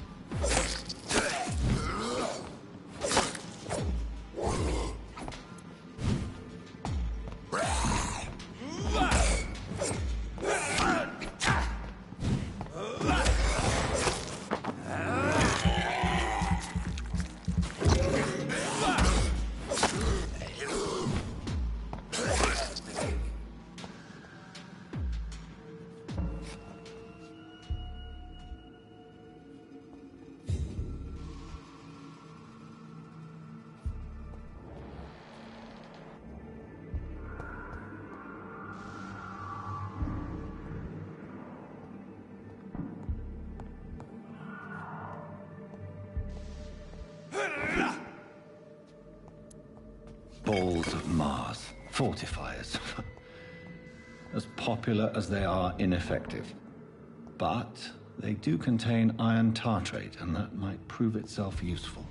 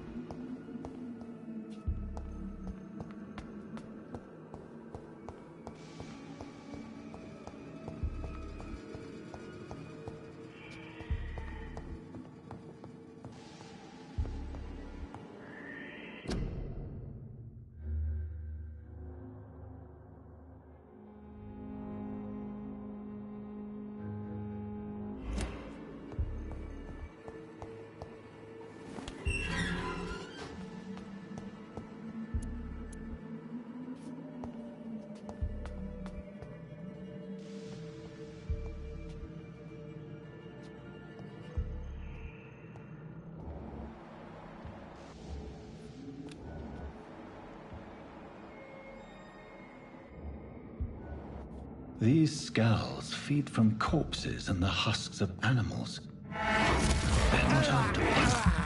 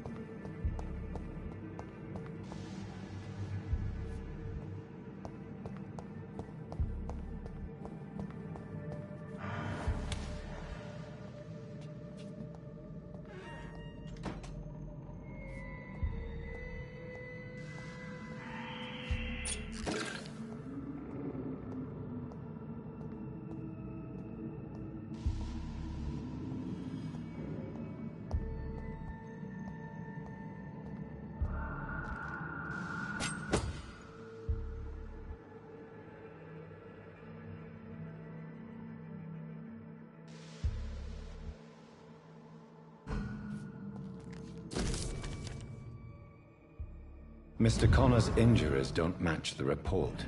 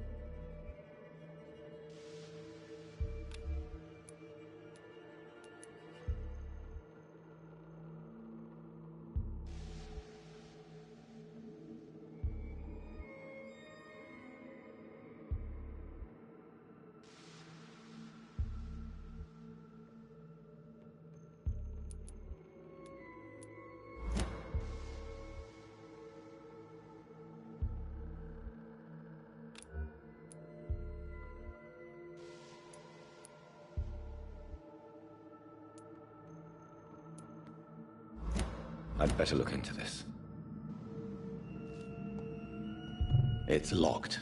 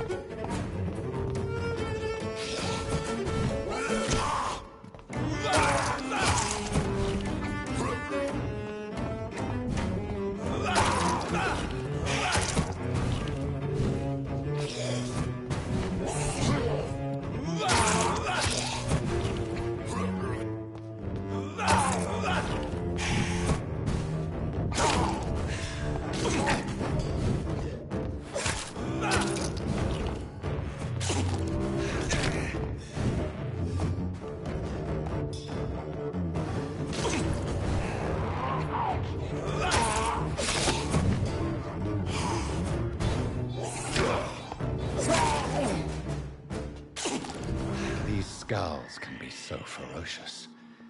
I'm not sure I can defeat them without becoming stronger. To drink blood is so tempting.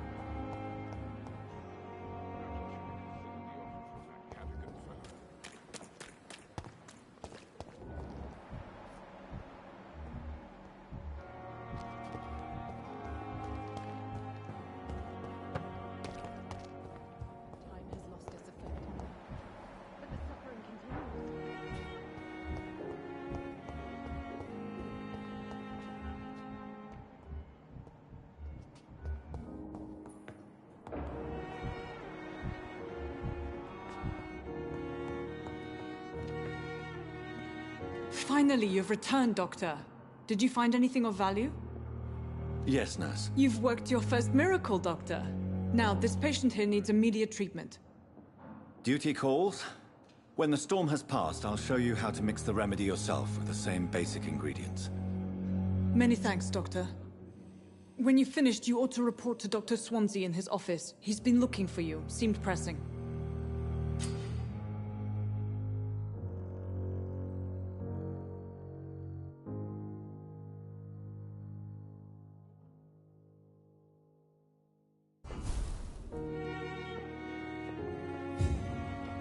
My sweet girl.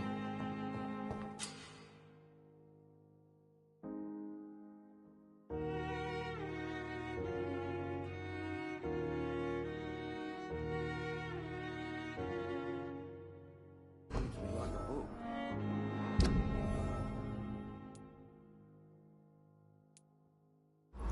Never could keep it.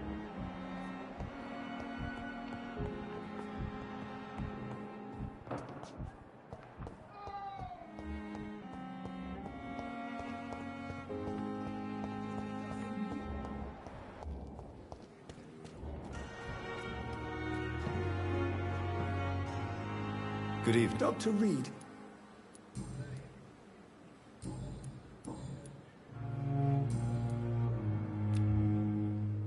Goodbye, Dr. Tippett.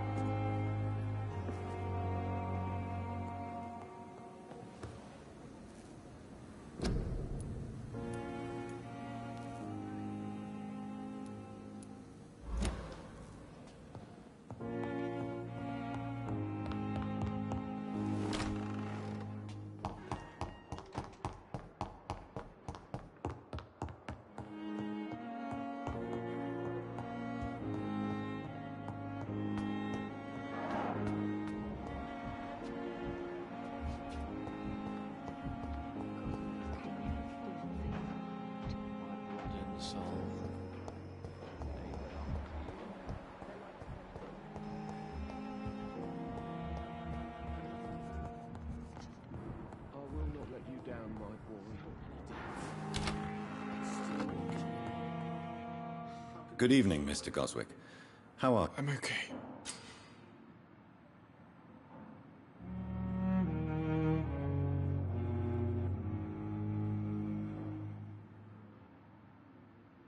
Do you need any help? I'm afraid I may, sir. I don't mean to be a burden. You are not a burden, sir. Healing you is my responsibility. And you have my gratitude for that.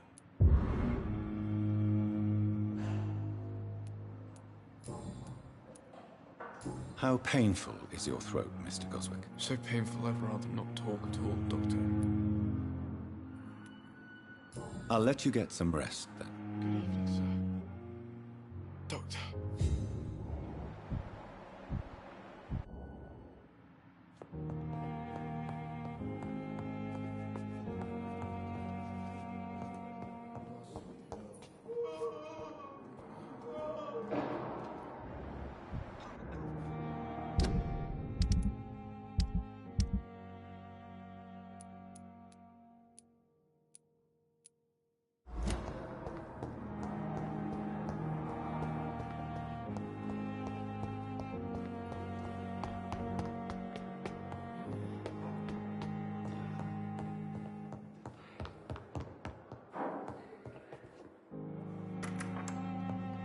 Please, Jonathan, come in. Fascinating, is it not? In the last decade, so many mysteries have been brought to light with our microscopes. The human body, biology's penultimate frontier. The more we explore its boundaries, the less we're able to trace a clear line between life and death. You, my friend, have a foot in both countries. The view must be vertiginous. It's at least as vertiginous as chatting about vampires with you, I would say. This must be all so new to you. This area of town, the hospital, a brand new life. How stimulating it must be. I wish I could share your enthusiasm, Dr. Swansea, but my condition defies scientific categorization. Undead? Unalive? Immortality defies logic. I cannot express my thrill at this serendipitous turn of events. The world's most eminent specialist in blood transfusions, a vampire. One might say a gift from heaven.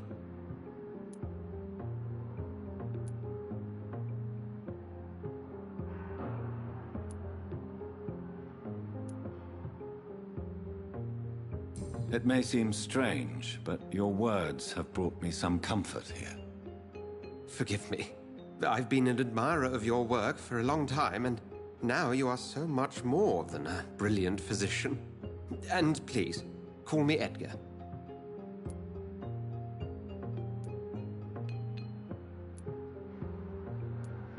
There is no need to apologize, Edgar.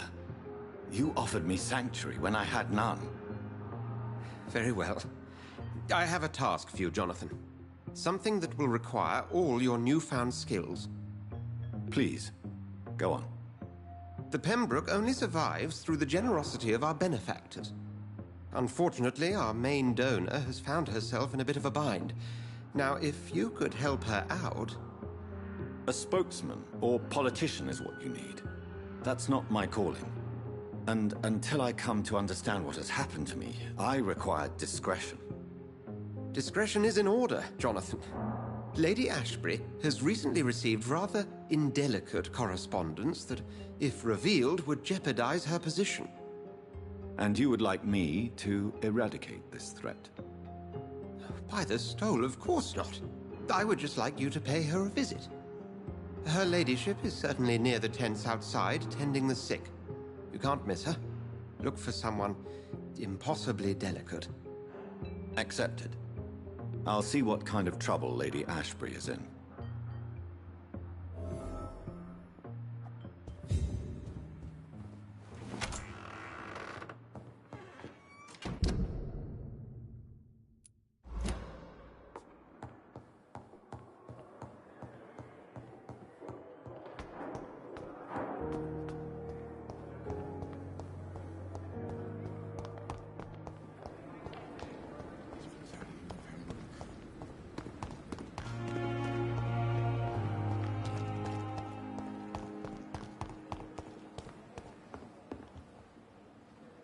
The flu took my dear wife, Emily. I take comfort knowing we'll soon be together again. Mr. Rainfield, that's no way to talk. You're in good hands here, and we'll be up again soon enough.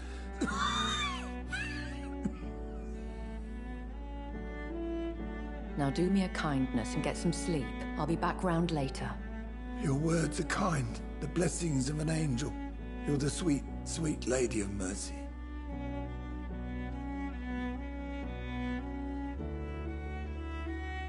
Good evening, Dr. Reed. It's a pleasure to see you again. You seem surprised. Dr. Swansea has brought me up to speed concerning your recent appointment to Pembroke Hospital. You're a the lady who saved me that night, before vanishing into thin air. I remember you from the pub with Dr. Swansea. Indeed. Allow me to introduce myself formally this time. My name is Lady Ashbury. I remember you well, in spite of the brevity of our encounter.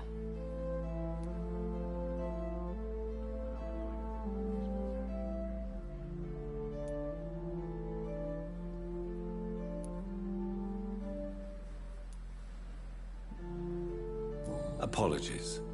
You've taken me by surprise. I'm very happy to see you. The pleasure is mine, Doctor. I hope you're more disposed to answer my questions now. You must have countless questions, but our rather urgent matter first. Swansea has explained. My cover, if you prefer, has been compromised.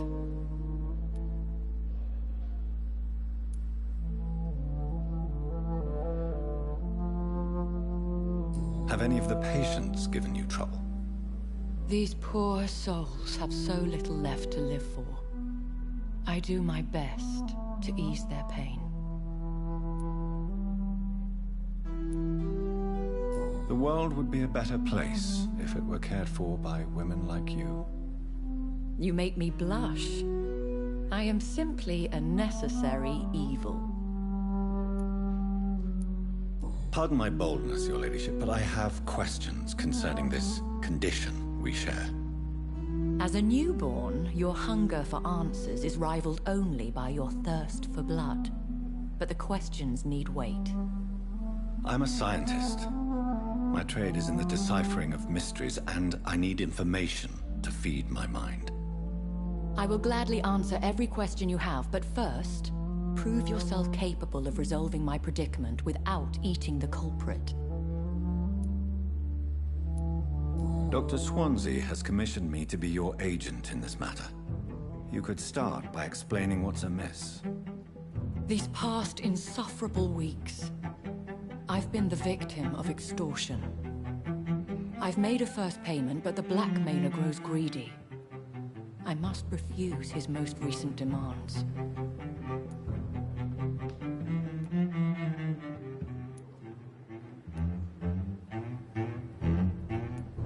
Who would be so foolish as to threaten you? A kindred spirit. Even if it were the case, and I highly doubt it, a vampire would have asked for something more valuable than money. My suspicions lean toward a patient, or their family.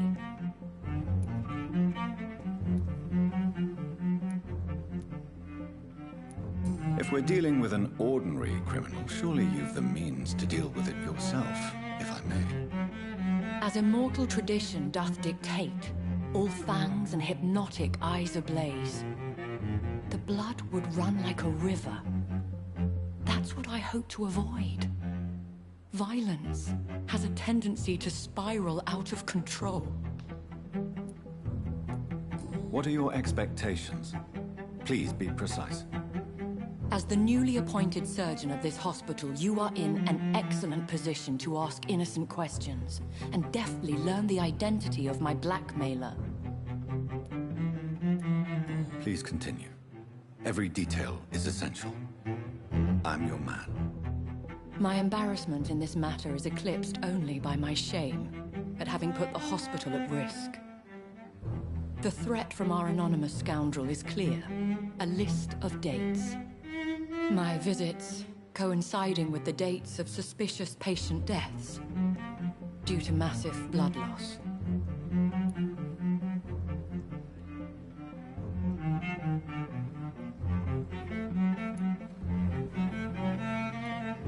Is it true? Now aren't you the blunt one?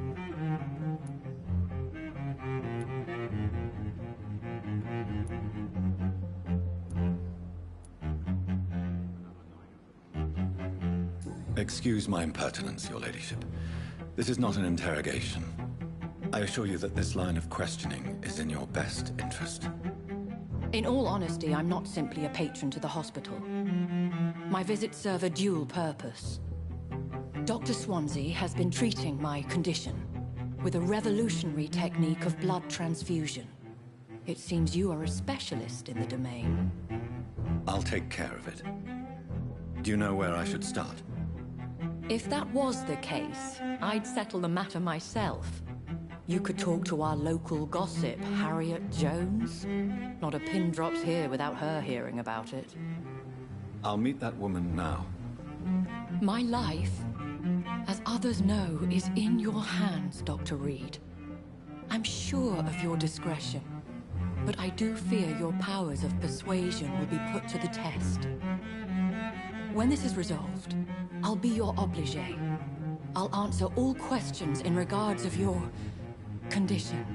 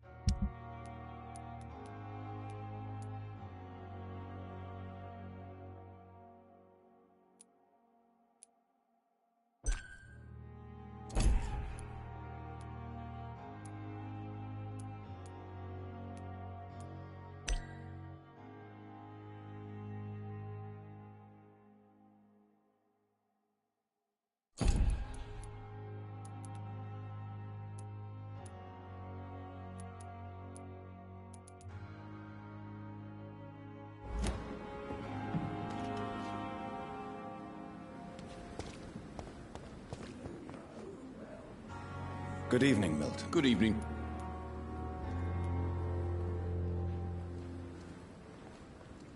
Have you heard of any underhand dealings going on in this? There are a lot of secrets round here. I'm not surprised someone tried to make... What kind of secrets? I'm not in the gossip business, Dr. Reed. If you want to know more... I'd like... Wise choice, Dr. Reed. A reliable...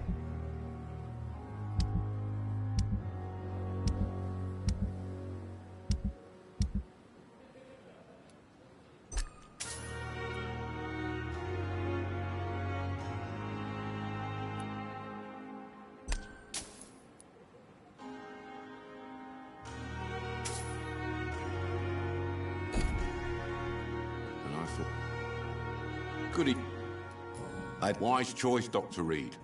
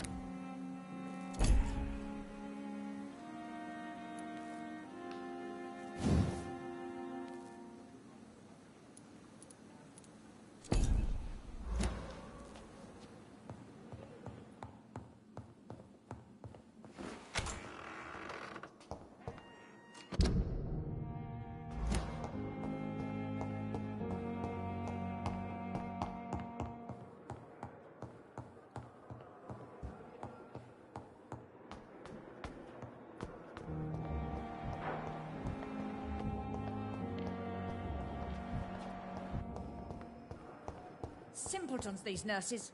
Bred with no respect. What is this? Who are you?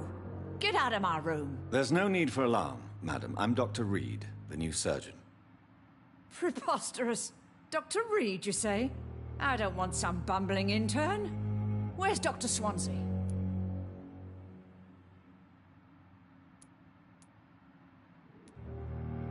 Please, calm down, madam. I assure you that I am highly qualified. I'm just back from war duty. How brave. Threatening an old defenseless woman. You know how long I've been a patient here? You've picked the wrong fight. I'm Harriet Jones. Harriet Jones? Indeed. I've been meaning to have a chat with you. You know what goes on here better than any other patient, I gather. Oh, better than any patient, nurse or doctor. I've seen so many vile undertakings. I heard there have been some despicable goings-on. Was there a case of blackmail? Blackmail? Wait. You're investigating something. This isn't a social call. One of those incompetent cunts slit a poor sod's vein.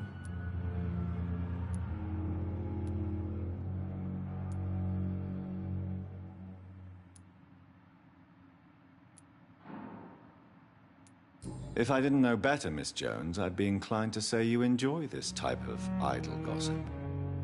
God's honest truth, Doctor. It's just the way it is here. Most of these bitches would let you freeze to death before getting you a blanket. I assure you, madam, this is not an investigation into a possible medical error. Debauchery, then? Nurses Crane, Hawkins, Brannigans, whores, all of them. They can't keep their legs shut. I've seen them scratching slutty sores. Really? Well, if you have irrefutable proof, I'll not have the staff behaving in such a manner here. This is your business, Doctor, not mine. But I swear one of the nurses is cavorting with some man on hospital hours. Thank you for your time, Miss Jones. You've given me something to go on. See you on the next round.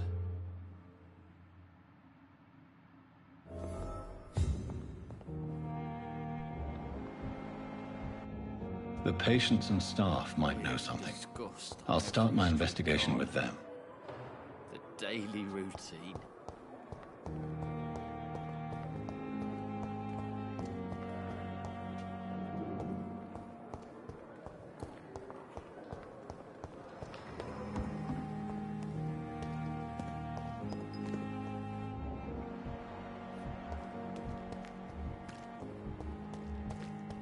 Another night with the glorious battalion of Pembroke.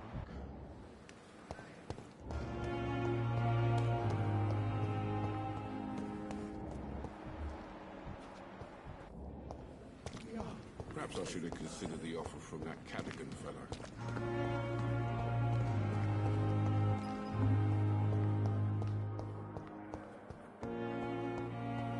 You are going to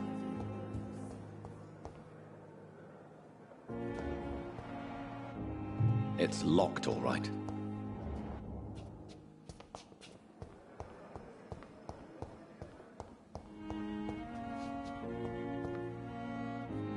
It's locked.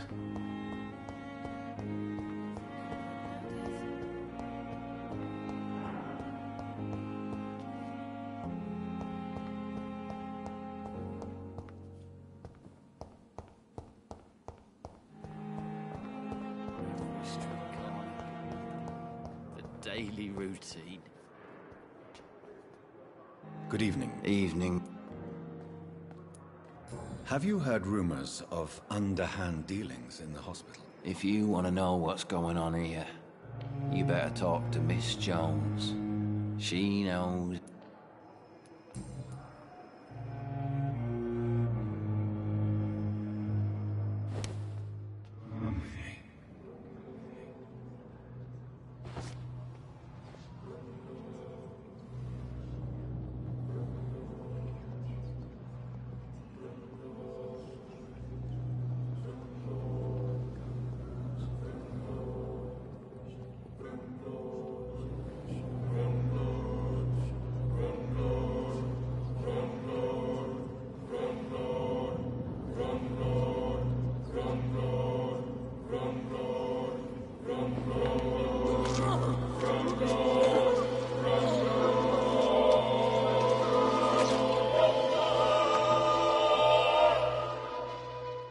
this is how it ends.